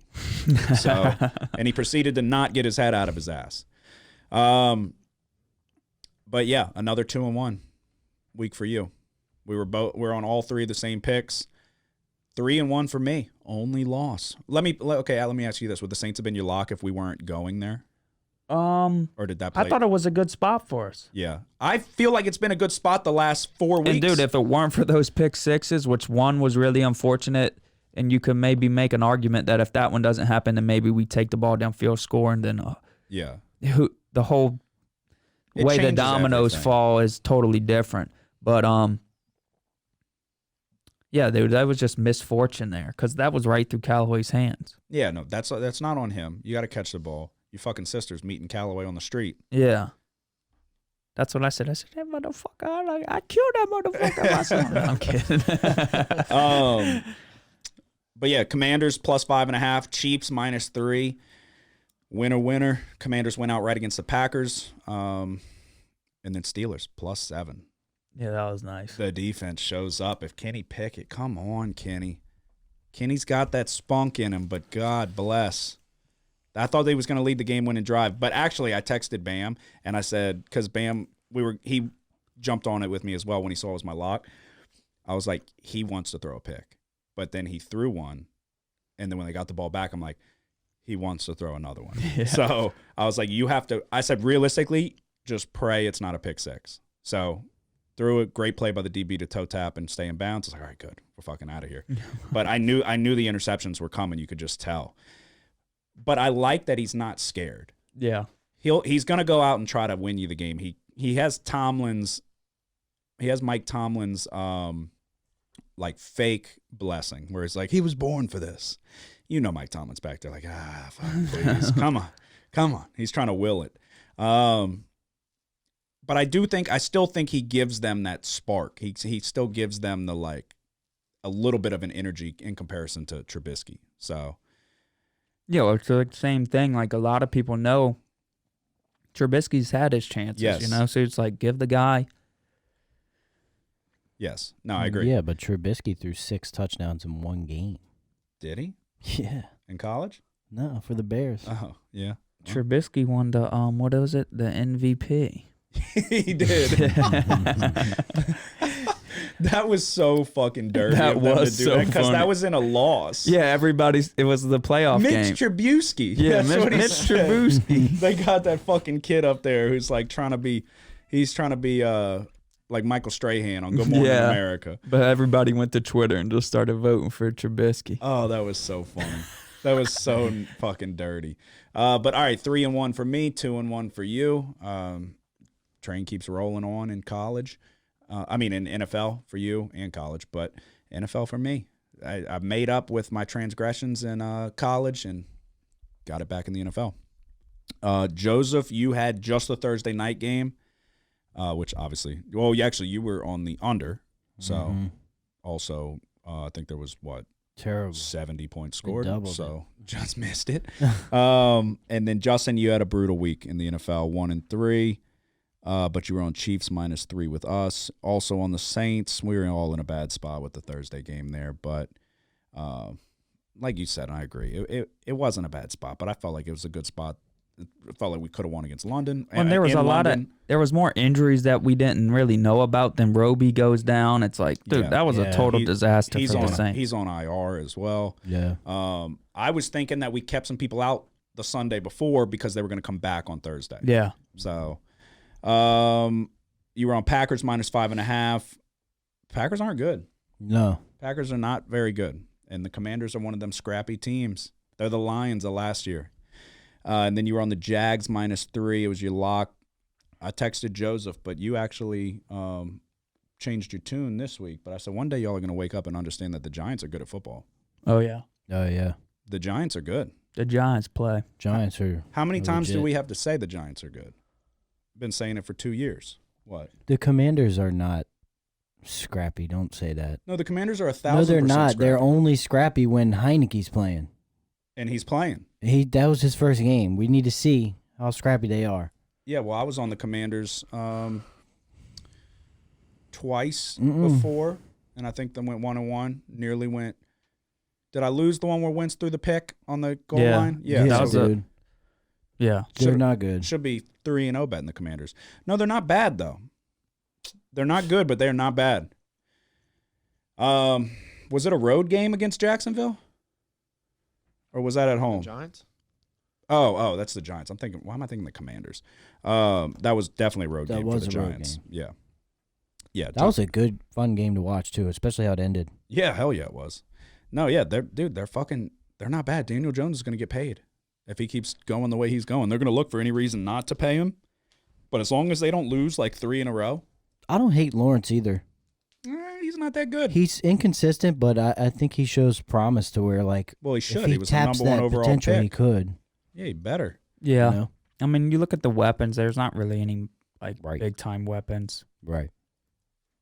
Yeah, but he's got like a bunch of decent guys. Yeah. Exactly. But I mean, maybe But they'll. Daniel Jones has nobody. Yeah.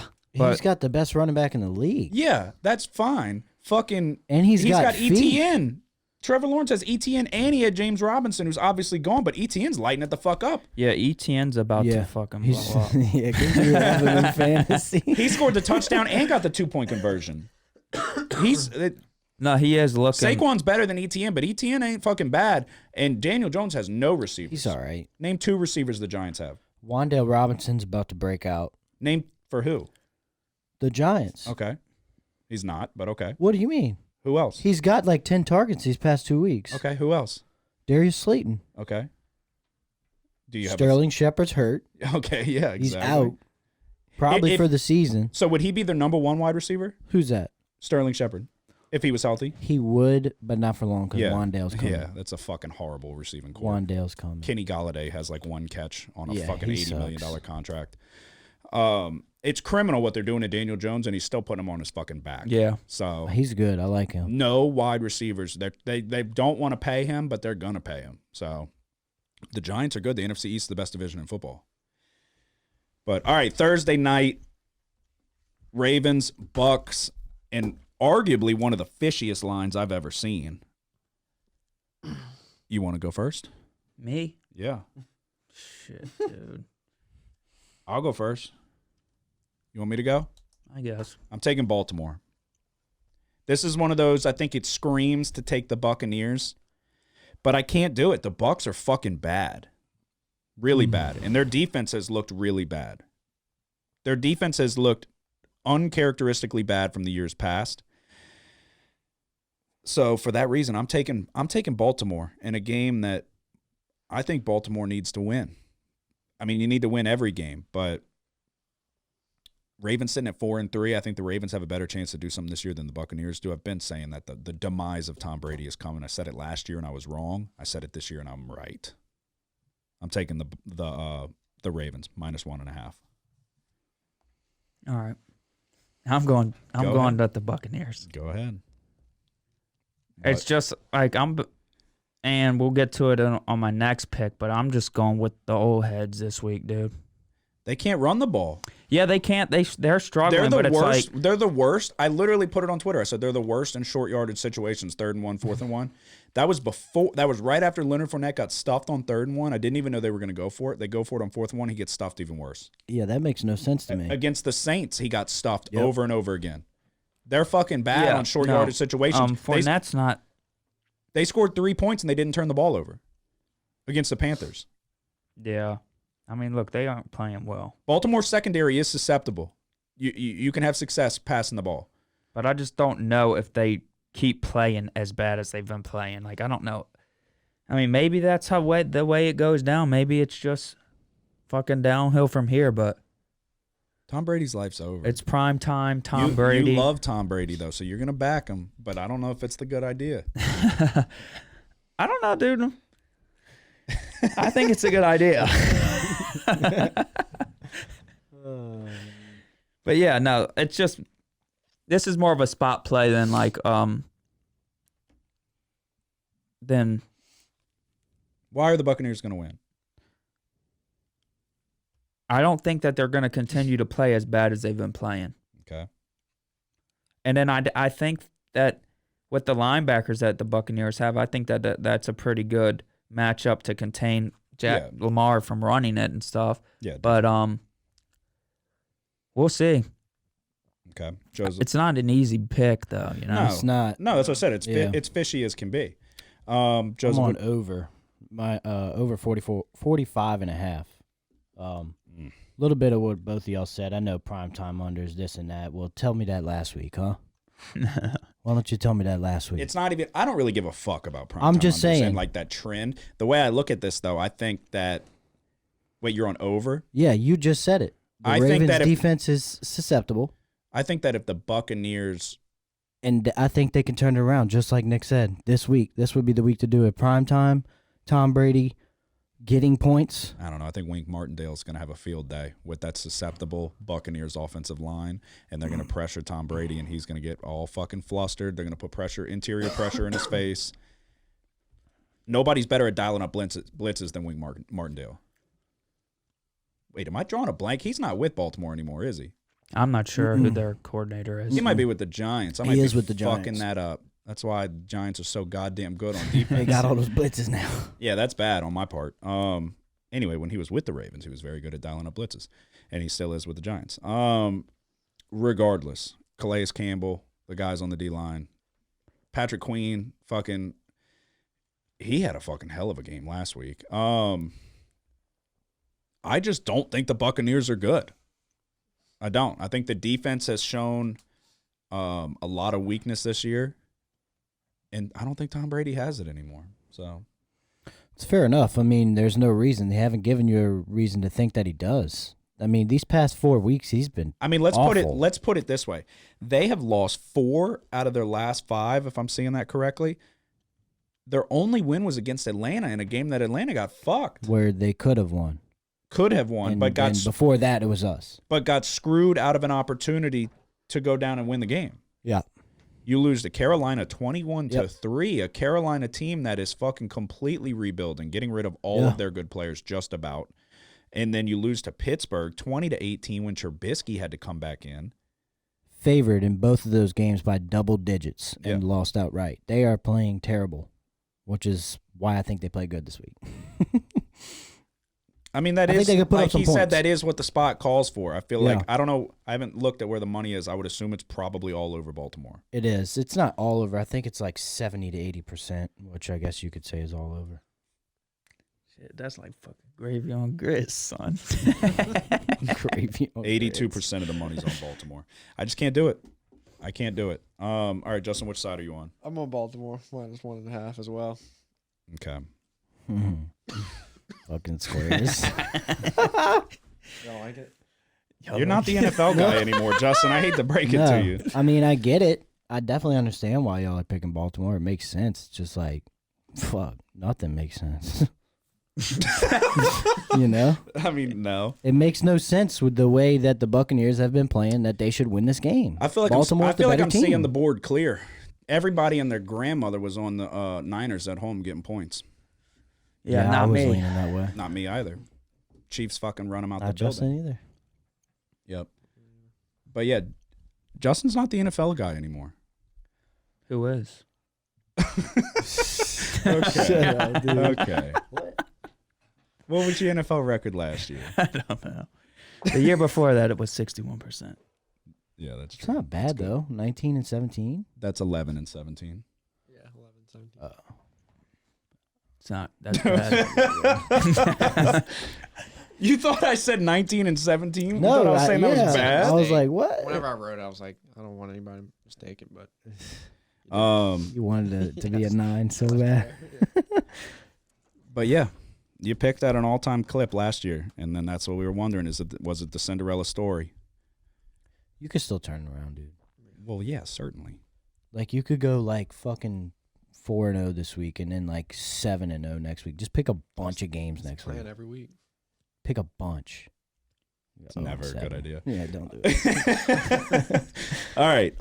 Me and Justin are on Baltimore. Nick and Joseph are on the losing side. So, No. I'm on the over. Oh, right. I couldn't get myself to go there. I mean, look, if Tampa Bay loses, that's good for the Saints. Okay, don't hedge your bet. Yeah. Don't. I'm mi- just Can't do saying. that. Don't hedge No. your bet. You can't.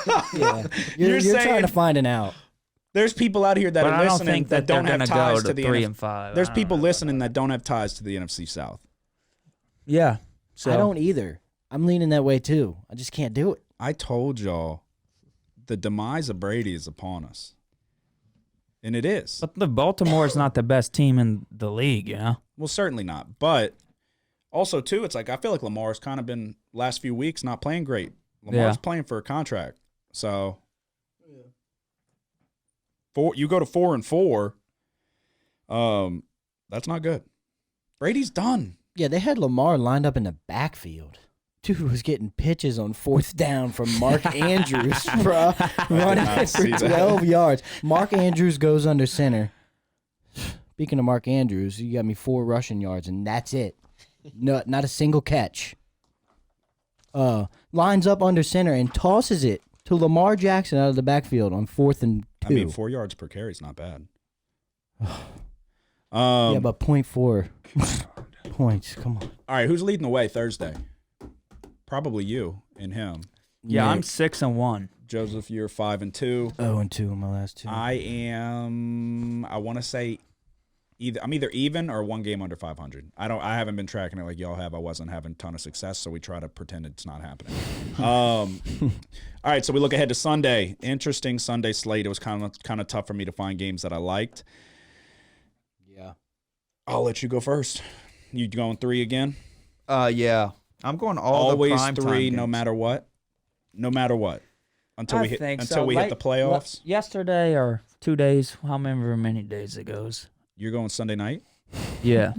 Days ago. I was You're not taking. thinking about adding some games or one, but then I was like, I wouldn't until it stops, until it slows down, maybe. You're not laying the points with Buffalo, huh?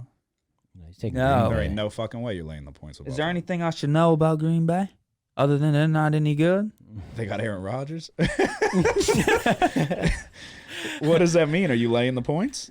No, dude, I'm fucking taking 11.5. I am too. I'm adding it. It's not on my list, but It's Aaron Rodgers on Sunday Night Football. I mean, his receivers aren't any good. But I don't know, dude. I feel like at some point in this season, there's going to be a point where the chemistry starts to gel a little bit better with these young guys, and then maybe they're able to move the ball a little bit better. I mean, they do have two good running backs. yeah. It does worry. The spread's what it is just because how good the Bills are offensively and then also defensively. That's a lot of points, though. For But a I think team it's just with a too pretty many good points. A team with a pretty good defense and Aaron Rodgers at quarterback. Romeo Doubs has shown flashes. Christian Watson needs to fucking decide if he wants to play football or not. And then, yeah, they have two very good running backs. I like Tanyan at tight end. It's Aaron Rodgers. 11.5 is a lot. Yeah. That's a lot of points. So, yeah, I'm going to take them as well. I am looking at, all right, 12 o'clock. At home, getting 1.5. Saints. Fuck no. I am taking the goddamn Jets. The Jets. It's tough because I just feel like the Patriots aren't that good. And now they've got Well, to get shellacked by Chicago. this whirlwind at quarterback. I feel like there's still a lot of stock in the Patriots defense. So that's why you're seeing the Jets still getting points at home. I'm going to take the Jets. A good defense with Robert Saleh. And then it's the way at New England, I think, that the way they performed against New York and Wilson last year. Yeah. That could be some. But you got a lot more weapons. Yeah. You got a defense that's playing really well. I'm taking the Jets getting points at home. Until I see otherwise from the Patriots after what we just saw last night. I mean, didn't look fucking good. The 14 points that they got. Everybody's praising Zappy. He nearly fucked that touchdown up with Jacoby Myers. Yeah. He was so not a wide good open, throw. I could have threw that goddamn Yeah. ball. And then an incredible catch down the sideline from Myers again. Or no, it was Devontae Parker. Yeah, I'm taking the Jets, getting points. 1.5. You have one more, your lock? No, I have one more. Did you already say your lock? Yeah. It was a mistake. Is it the Bucks? No. No, it's the Packers. So then now y'all know what it is. Well, what do you mean? Of course we know. We could have. But I do have another play. It's Monday night. We'll just make that then, your lock. yeah, that's your lock. Monday night. No. All right, Joseph, how many do you have before your lock? I have 3, just like Nick. Okay. One more and then my lock. Motherfucker. All right, give me your next one. Me? Yeah. I am gonna go Cowboys. Blech. Minus 9.5. A lot of points. Bears are Love it. the hottest team in football right now. Love it. Cowboys. Best defense in football. They're better than the Bills defense. The Bears All right. are the hottest team in football the last 24 hours. Bears will be the hottest team in football this Sunday. They will get demolished. Who are they playing? The Cowboys. He just said. He doesn't listen to a word you say. Well, I hear him with all these damn riddles over there. Fucking. The hottest team in football. All right, Justin, what is your first Sunday game? My first one is a 325 game, Colts and Commanders. I'm taking the under here. Matt Ryan just got benched. Colts suck. Commanders, I don't think, are putting up a bunch of points with Heineke. Even with Wentz, I don't think they're putting up points, so taking the under at 40. Wentz is out. Yeah. Okay. When he said Commanders Colts, God, I thought he was on the Colts. I'm on the Commanders +3. Do you know who's taking over the Ellinger. Yes. Gunslinger. Yes. And you know who's not good at playing quarterback in the NFL? Ellinger. Yeah, give me the Commanders +3. Heineke comes in. That's why I said when Heineke got the spot, he's not giving it back. He didn't play well at all. Yeah. Until the end, though. He threw a couple fucking dimes. He threw a dime to Terry McLaurin down the right sideline. I texted you. Yeah, that's the big thing. I literally about, just texted you in all caps dime. That was it. Yeah. And it was. He's got chemistry with Terry McLaurin. Yeah, no, that is a big thing because you even noticed it this year. McLaurin's statistics have gone down with Wentz at quarterback. Yeah. Yeah, they have something together, and you saw it even in his first game back. McLaurin had a pretty good you game. know who Heineke's favorite player was growing up? Yeah. Who? The old gunslinger, Brett Favre. Yep. He'll rip your heart out on the field, and he'll steal your money out of your pockets off the field. I'm taking the Commanders, +3. Why do we think Sam Ehlinger's going to step in and lead this team to victory when Matt Ryan, old as dirt, but looks fucking horrible? Saints fans, we should go get Matt Ryan. Why the fuck would we do that? Yeah. Let's just give me fucking dumb shit for $500, please, Alex. Yeah. Commanders, all the way. What? I'd rather him than Andy Dalton. I don't know. I feel like it's literally fucking No. tomatoes. I hate tomatoes. Matt Ryan, but what is the point total at for what? 40. this game? I'm seeing 40.5. You got it at 40? Yeah. Yeah. And you're going under? Yeah. Is Jonathan Taylor healthy? Yeah. Should be. Yeah, he is. Yeah, I don't know. I'm taking Commanders, +3. Like we just said, Heineke with McLaurin, that chemistry there. Robinson was running the ball pretty well. Yeah. So I like the Commanders. I have just my lock left. Me too. That's all we have left? Yeah. All righty. I think Wait. Let me give this pick. Yeah, first. good, because it's not yet. Go ahead. Monday night, I'm taking the Bengals -3.5 against the Browns on the road. I was looking at the Browns, but I didn't.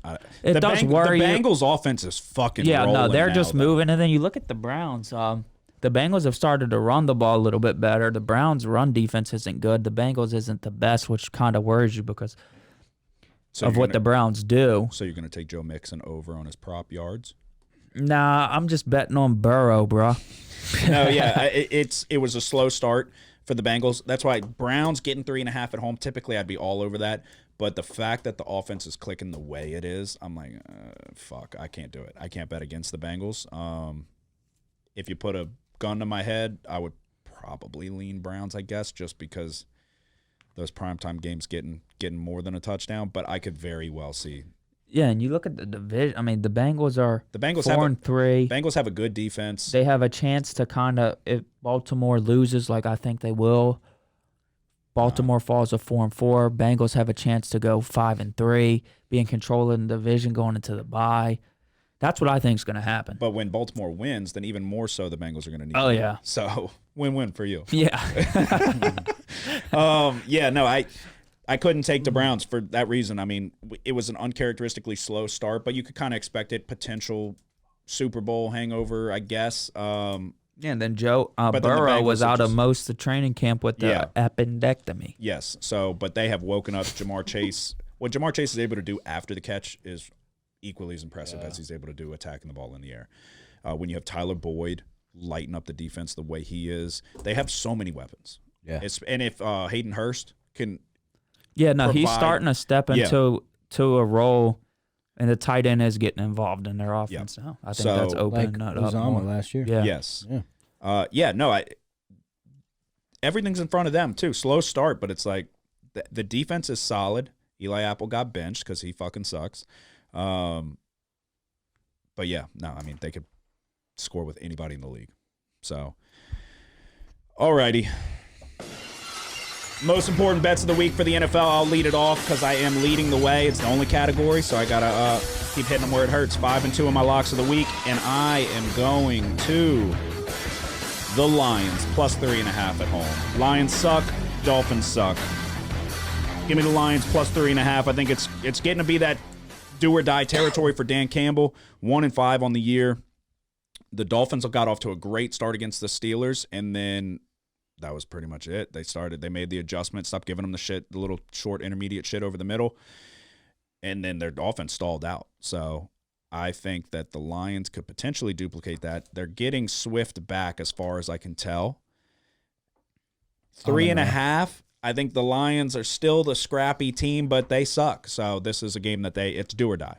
I mean, Yeah. you lose this one at home, you go 1-6. Dan Campbell's going to be on the hottest of hot seats. So play for you, coach. 3.5 is too many. Yeah, I thought Swift was coming back last week. He was supposed to, but I don't know what happened. Yeah, because that's the reason I have Williams in the Dynasty League, and I was like, I sat him. St. I mean, he Brown's didn't do, expected to play he didn't too. go off or anything, but Yeah, St. Brown keeps getting fucking hurt. He's expected to play though. The Lions have looked like shit. You've got a 48-45 loss where you gave up 48 points to Seattle. You've got a 29-0 loss to New England. Then you've got a 24-6 loss to Dallas. This was a team that was putting up a shitload of points. Jared Goff was like one of the top quarterbacks in the league. Statistically, they had the number one scoring offense. Falling back to earth. They look like the worst team in football, and that's why they'll cover this spread. yeah, Goff's their main problem. But he's going to be the reason we cover this spread. So, dude, don't count the Lions out for next year if they can get their hands on one of those quarterbacks. Oh, if they can get this is gonna be Bryson. one of those. Campbell will be out. The next quarterback will step in with weapons, and then a young stud yeah. See, I think it's quarterback. kind of unfair to kick them out so quick. Yeah, but they were not fucking good last year, and you haven't. I'm saying they yeah, need but this you win. show up to the damn coach to become the coach, and then the star quarterback says, "I don't want to play here anymore." And It's a then you good get point. It's a good point. you get a forced trade. It's not even like a trade you really got to. Yeah, no, it's a good point. This is a must go win for your coach.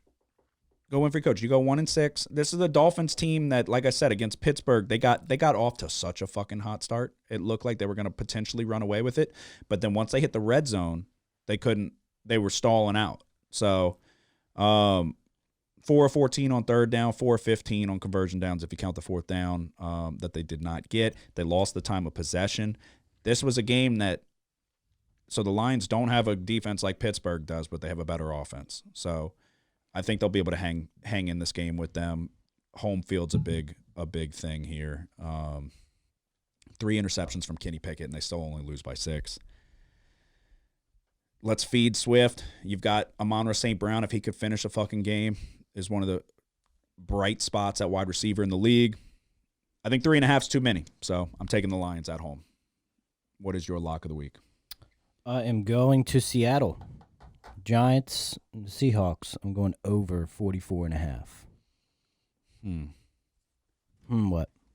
I don't have a lean on it, but I Yeah. just Yep. too fucking. I'm going over Seattle. I mean, yeah, the Giants do have a scrappy defense. Is I think you're is white. weather a play? You think I'm white? I think you're right about that. I am white. They do have a scrappy defense, and Judging by the emblem, weather doesn't look to be a play. It's got the sun with a little bit of a cloud. Where are they playing? Seattle. Seattle. Windy. Weather's always a play up Yeah. there. Windy. Geno Smith's been playing really good. Can the Giants slow him down? Maybe so, but Who's Geno throwing the ball to? Tyler Lockett, Marquise Damn. Goodwin, Will Okay. Dissly, Colby Parkinson. I mean, the list goes on and on. Yeah. Dog Top Baldwin. tier tight ends in Dissly and Parkinson. I mean, some of the best tight ends in the game. He might as well throw to wide receivers that have Parkinson's. And then you got Kenneth Walker on the ground, That is who's true. looking like a stud. Good luck running against the Giants. And then I think that the Giants will have success running the ball as well, whether that be Daniel Jones again or Barkley. Either way, I think Yeah, there'll be a lot I of mean, points scored in this all game. seriousness, 44 is a low number. It's just, I feel like the Seahawks, even though they did just they just put up a shitload against They put up a shitload against everybody this year. 37. Chargers, Well, not the- against Arizona, 19, And then what about the week before? 23. And then before that, 48. Yeah. And then against the Lions. us, Horrible what? defense. Giants have a much 30 better something. defense. They got to be up there in top. Yeah, I mean, this offenses is in one the of it's league. like, why is the number that low? Because they give up It's 400. not that low. Yeah, it does seem kind of low. It seems 44 and a low half for in the a NFL? defense that's given up 415 Well, just the yards. Seahawks score a lot. They seem like to let Yeah, they give up like the 400. Saints game, for example, was Yeah, we Super scored like high scoring. 39. Yeah. But they scored like 32 as well. And you're going over, right? Yeah. That's what I'm saying. I would just think that it would be a little bit higher. Yeah. But okay. Yeah, I mean, I don't think I could comfortably say I would take the under. So we'll see. I hope Saquon goes for 300 yards and 5 touchdowns. Me too. Me too. All right, Justin, what is your lock of the week?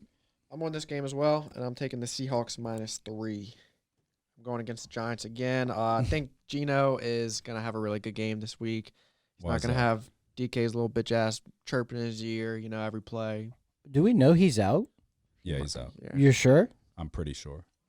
He looked pretty confident, Well, I thought they said. getting carted off. He's like, I thought they said that he like avoided major injury or something like that. So it wasn't the shits this time. yeah. I was thinking the same thing. So you're on Seattle, you said? It's a patellar tendon, perhaps. Yeah, it's a patellar tendon injury. That's not that serious. I want to say he's definitely going to miss time. Is that It's in his foot, I believe. Oh no. Patella. No, it's his knee. It's his knee. it's the big tendon in your knee, right? The patella tendon is it's The running front it's tendon. running right, but it's like right below the kneecap, I believe. Yeah, the big, main one. that You big fuck that tendon, up yeah. if you tear it, like you can't bend your knee. Yeah, it's like the Achilles. Because of the that was knee. the one that I was in danger of fucking up with Uh-huh. my knee that they were worried about. And you think that benefits the Seahawks, you said? Oh yeah. Really? I don't get that at all. that they much. lose their best player. Yeah, no, I don't agree with you on that More much. But comfortable in the pocket. What Geno? does DK being out have to do with Geno Smith being comfortable in the pocket? I mean, because then he can just relax. I mean, he's not trying to get DK the ball all the time. You think that DK is like a sort of like a poison to the team? Why? What has he shown now that I think it's Is the because he case. wears the pacifier for a. Yeah, I mean, he used to yell at Russ Wilson. That scared Russ Wilson off. no timetable for his return, but no surgery as of now, which is good news, Tom Pelissero said. But no timetable for his return. But yeah, if you're going to give it out as your lock of the week,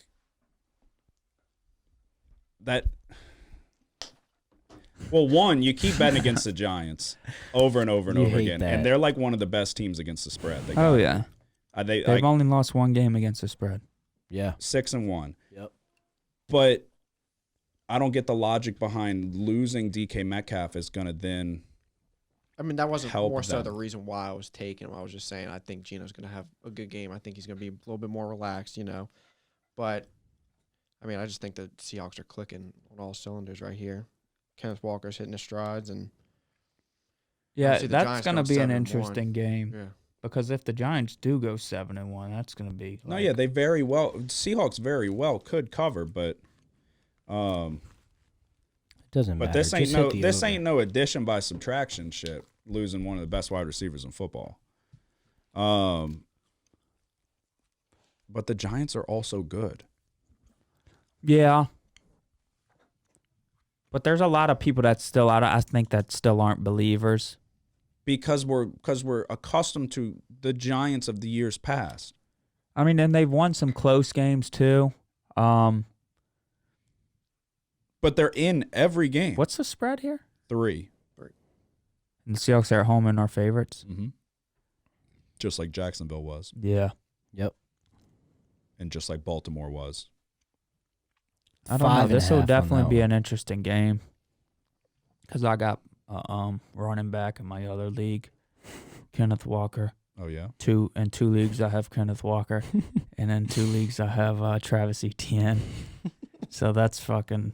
They've been blowing up lately. Nick's feeling good. Coming off of the 2 I'm feeling wins. bad. I'm just trying to see what my running backs do. Because I Yeah. went I took a big risk. Usually I'm big at drafting running backs. And then I'm and then I go for mediocre receivers that can get you 17 points here and there and just keep you in the games. Mm-hmm. But this year I went big. I felt like I had to go wide receiver early. And then the second round, it was the running backs weren't there to pick. I feel like a lot of the... Saquon Barkley was there to pick. Was he really? I passed on him? Yes.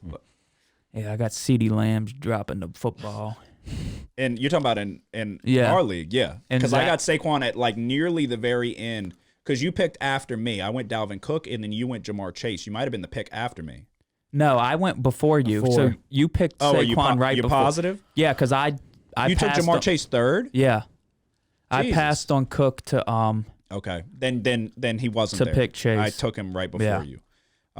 But Shannon was asking me about, he was talking about Saquon, and he was like, damn. I said, Saquon was there on the way back. He's like, when'd you get him? I was like, into the second round, just about. And he's like, what the fuck? He took, I can't remember who he took, but it was nobody.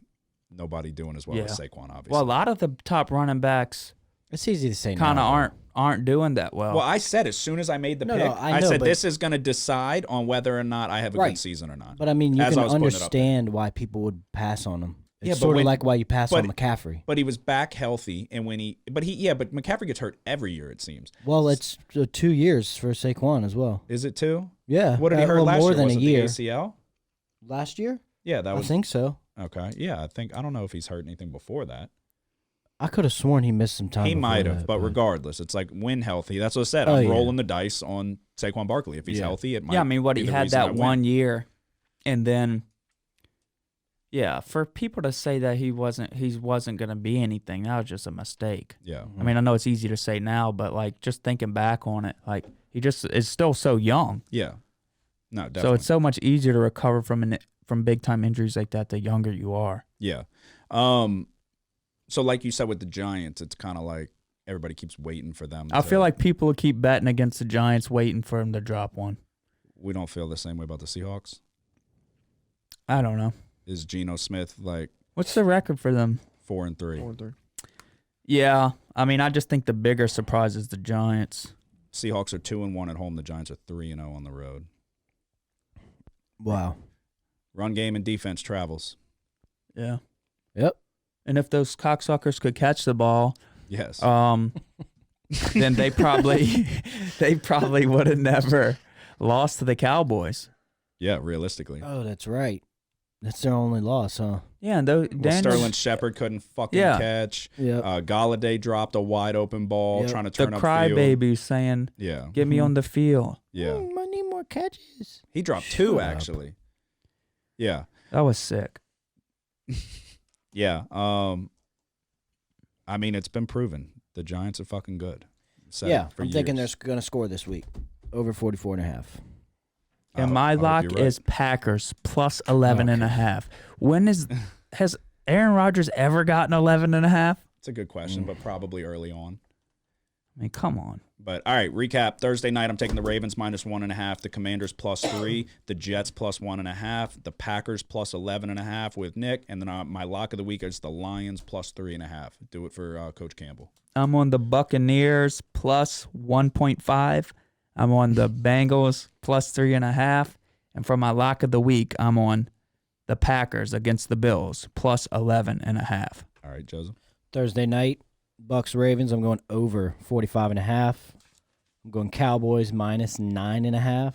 And my lock of the week, Seahawks Giants over 44.5. Justin. 44.5. Thursday night, Ravens minus 1.5 against the Bucks. Then Sunday, I got the Colts and Commanders under 40. My lock of the week is the Seahawks minus 3 against the Giants. Okay. There you go. That is our NFL picks. Nick's still rolling. What are you picking at? 75%? 80%. Is it? Yeah. Yeah, Okay. that ready. Yeah, he did. 80%. I am above 500, but I'm the best when it comes to locks of the week. Would you agree? I mean, that's what the record looks like. I have 4 losses and 3 of them are locks. I can't see that well, so I just wanted to know if I was still leading the way in locks. So, Joseph, you are not. I'm not doing horrible. No, you're not, but you were doing better. Yeah, I was. You're right. Yeah. I'm on a little bit of a cold streak. I'm bouncing back this week. Yeah, he texted me that. He said he's turning it around. It's me being back here. Mm-hmm. The physical presence. I'm putting it out there right now. It's good luck. Alrighty. No, yeah, there's something to be said for talking about it, and it helps you find bets. It helps you, which you don't. I mean, you go on the conservative approach. You don't add anything anymore. You just go with yours. You don't add winners. Like, Yeah. I pick winners and you don't add them. This might be the week. What do you mean? What'd you add? Nothing yet. What can I add? Well, like, you could tail I'm our talking bets like on the podcast. Like he says, "Oh, I'm on this." I was like, "Oh, I wanted to take that." I'm like, "You know what? I'm taking it. I'm adding it." I added- haven't added. I Because I got scarred from adding all the ones that I was agreeing with Yeah, you. quit fucking my totals up. And Well, then, what do you mean? I like it, and that's why I add it. So the moment I fucking That add on doesn't what mean y'all want, anything, I'm gonna dude. fucking screw it up. Yeah, no, you have no effect. You're like Steve with the slot machines. Well, Yeah. put me on all of what y'all. No, no. All right, let's go back. All right, there you go. That is our NFL picks. College football picks are in the books as well. The top 3 this week, top 3 TV shows of all time. I'll let you go first. Why do I just go first? Joseph, you can go first. Okay. 3-1. I already know we got the same number 1. You have no idea. Number 3. None of y'all are gonna have this. The League. Okay. This guy fucking show's hilarious. It is funny. Oh no, it's funny as shit. It's not a top 3 show of all time. It's funny as shit. No. Well, and I should have prefaced it by I don't watch a lot of shows or TV. Number 2, Dexter. Okay, dude, it was so overrated. It's Okay. a horrible show. Whatever, it's a dude. horrible. That's a That great show show. is It is awesome. a horrible show. The show's amazing. It is the Just most- because they had a bad ending doesn't The make it a ending's bad horrible, show. but throughout the middle, it's the most repetitive shit. Oh, and then when he's please. sitting on the couch with that fucking generic blonde chick, it's like, oh god, this shit fucking is like. It made me feel like I'm watching paint dry. What? And then the narration. Yeah, I and- love and- that. I love that. You stole that from Dexter. Yeah. Oh, you. I was like, I didn't steal. Yeah, anything. no, you, the TV show on Netflix. Yeah, they definitely. stole that. Yeah, it's like A lot of it's their like that shit. clip. It's the show you. I wasn't doing anything. No, it got so repetitive. I love that show. I almost got caught, but now I'm gonna go kill this guy. I mean, that's what it's about. It's a serial killer. I mean, I know, And that's but- what a lot of shows are about. People Right. almost getting caught.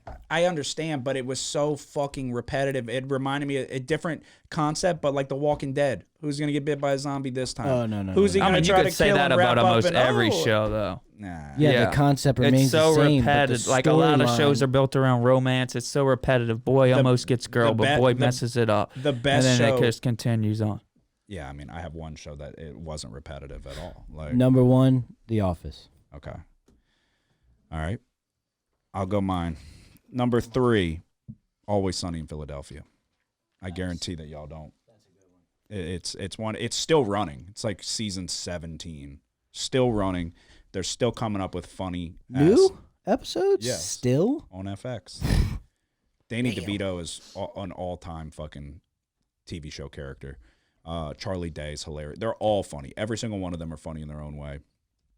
And the fact that it's still going is wild. They have a podcast too that are equally as funny on. Always Sunny in Philadelphia is one of those, like, the people that do watch it love it, and then there's a lot of people that like never gave it a shot. But it's one of those, like, you wouldn't expect it. Like, they're applying for welfare and shit so they can cheat off the system. They're fucking shooting up heroin under the bridge, and they're junkies now. Like, it's so funny. They just gradually do like harder and harder drugs as it goes on. But the show, whenever it was Charlie and Frank, and they go to the Eagles game, and he trips on acid in the McPoyle brothers RV. All-time episode. One of the funniest episodes you'll ever watch. Number 2, Breaking Bad. That's a perfect example of a show that. Yeah, but that's kind of repetitive. What do you Same mean? concept. He's he's always right. almost getting caught by the DA agent. Yeah, but they fucking the middle seasons where they have the 2 Hispanic assassins and shit that he fights in the fucking parking lot, and the I DEA can't speak on agent. it. I've never seen it. I can't speak on it. Oh, that's crazy. But I it mean, is you could say the concept. same shit about that. I mean, if you look, you're only looking at Dexter from that particular perspective. And then you could also look at Breaking Bad from that as well. Yeah, but it's the same shit with Dexter, whereas in Breaking Bad, he starts out as just a fucking teacher, and by the end of it, he's a goddamn kingpin and the baddest dude in fucking town or in the fucking Southwest. But also just the evolution of, like, every relationship, and the wife fucking turns heel and is this fucking horrible bitch towards the end. Like, I don't know. The way people fucking go out in that show.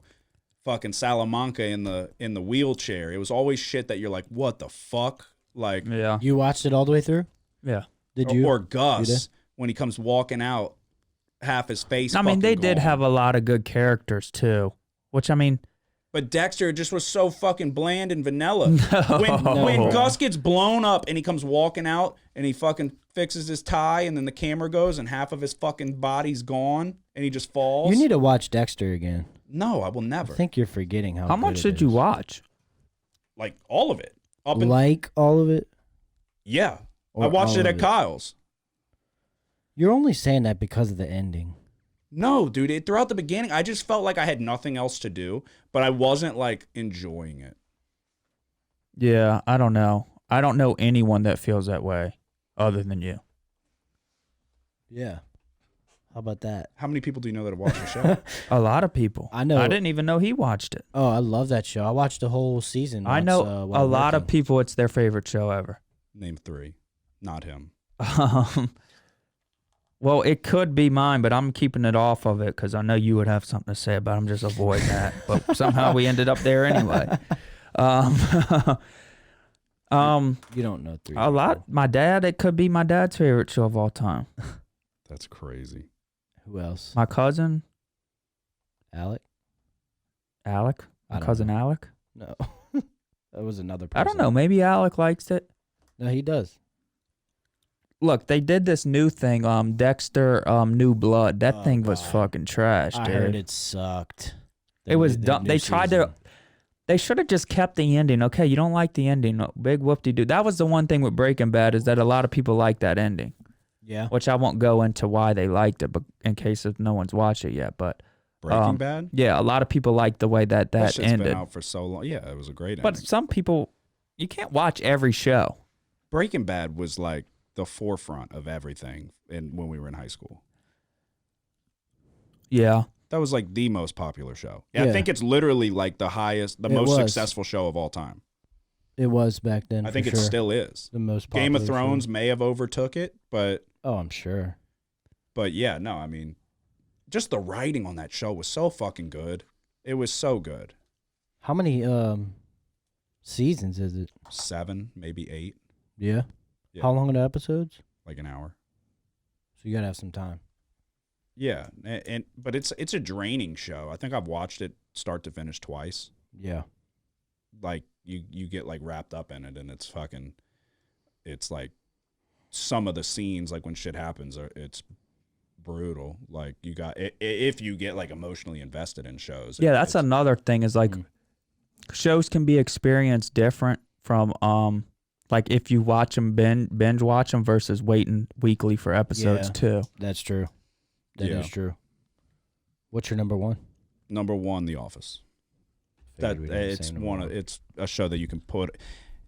It's a show that I've probably watched start to finish just by like fucking a given, just putting it on before you go to bed. But it's like Steve Carell's so fucking good in that show. Oh yeah. And the people that are like, oh, it's stupid, or it's not. It's No. so well done. Like Yep. you have to try to dislike that show, and you have to be too serious to dislike that show. Like I know he is someone so like that. fucking like on another level comedically that like I feel like if you're like, oh, he's just stupid in that show, it's like, what? He is fucking hilarious. Yeah, dude. I don't remember who it was. The that was outtakes saying, are so funny where it's like they struggle so hard not to laugh Oh, at him yeah. because he's so fucking good. Yep. He's so good. And then I mean, but really all of them. Dwight's fucking great too. Andy's hilarious. dude, all Creed, fucking Kevin. Kevin like monopolized a career after that. Yeah, his little podcast. Yeah, all kinds of shit. Just the Barstool just did the chili cook-off with him and 2 others. Like Mhm. like he turned that one role into like a full-on career just from being Kevin. But yeah, that's my top 3. What are yours? Number 3, I'm going with Vikings from the History Channel. Have Never y'all s- seen it? No. I've heard. Alex swears by it. Yeah, I've heard decent things. Yeah, it's pretty good, but I feel I feel like not a ton of so. There people was a watched it, main though. character in it, and I think they like kind of rewrote how they were gonna do it, and they kept them in there a little bit longer than they were supposed to, and I think it kind of messed it up a little bit. So like the first 3 seasons are really good, and then I think it might go up to 6 seasons. The last 3 aren't as good, but it was still one of my favorites. Number 2, The Wire from HBO. It's an older. Yeah, I you know seen it? a lot of people talk This is about like- it. Haven't seen it. Since we're younger, a lot of people probably haven't seen it, but this is like one of HBO's best series. So it's about it's in Baltimore, based in Baltimore, and it's about wiretapping these drug dealer dudes. So it's like you get to experience that through the police force and stuff like that, and like crooked cops and shit. And then number 1, I'm going Game of Thrones, even though I haven't finished it yet, but I'm almost What? there. What? How much more do you have? Like 4 episodes, maybe. You're on the final season. Yeah. I just think the evolution of all the character. I know people. I already know, so I can kind of guess how it's gonna end. But, because I know people don't like the ending, but just like the evolution of all the characters. I had no issue with the ending. Yeah, I feel like I'm not, because I dealt with the Dexter ending. It's like, This is not even close. yeah. So, This makes at least some sense. yeah, I Yeah. think it's gonna make sense, but I think I'm getting why people aren't gonna like it. But no, it's like, dude, I've never watched a show like this that just I wanted to watch another one and another one and another one. Yeah, and well, they put another a one. shitload of money into the production and value and Yeah. the cinematic experience on some of the episodes where it's like they don't even have to say a word and it's good. So you probably haven't watched House of the Dragon then? No. The season premiere was 2 nights ago. Is that like a spinoff or? Yeah, it takes place like 200 years pre. And how fast they're moving? Pretty fast forward. They go through like a couple episodes and then they fast forward like 10 years and then they go through a couple episodes and then they fast forward like 15 years. Do you have to watch Game of Thrones to understand it? Because I've never seen a single episode of Game of Thrones. I would watch Game of Thrones first. Yeah. Yeah, they say you don't, but You I feel really- like it helps with reference, and because you'll have a better idea of like probably all the houses and shit, all the families. Yeah. So yeah, you don't have to, no.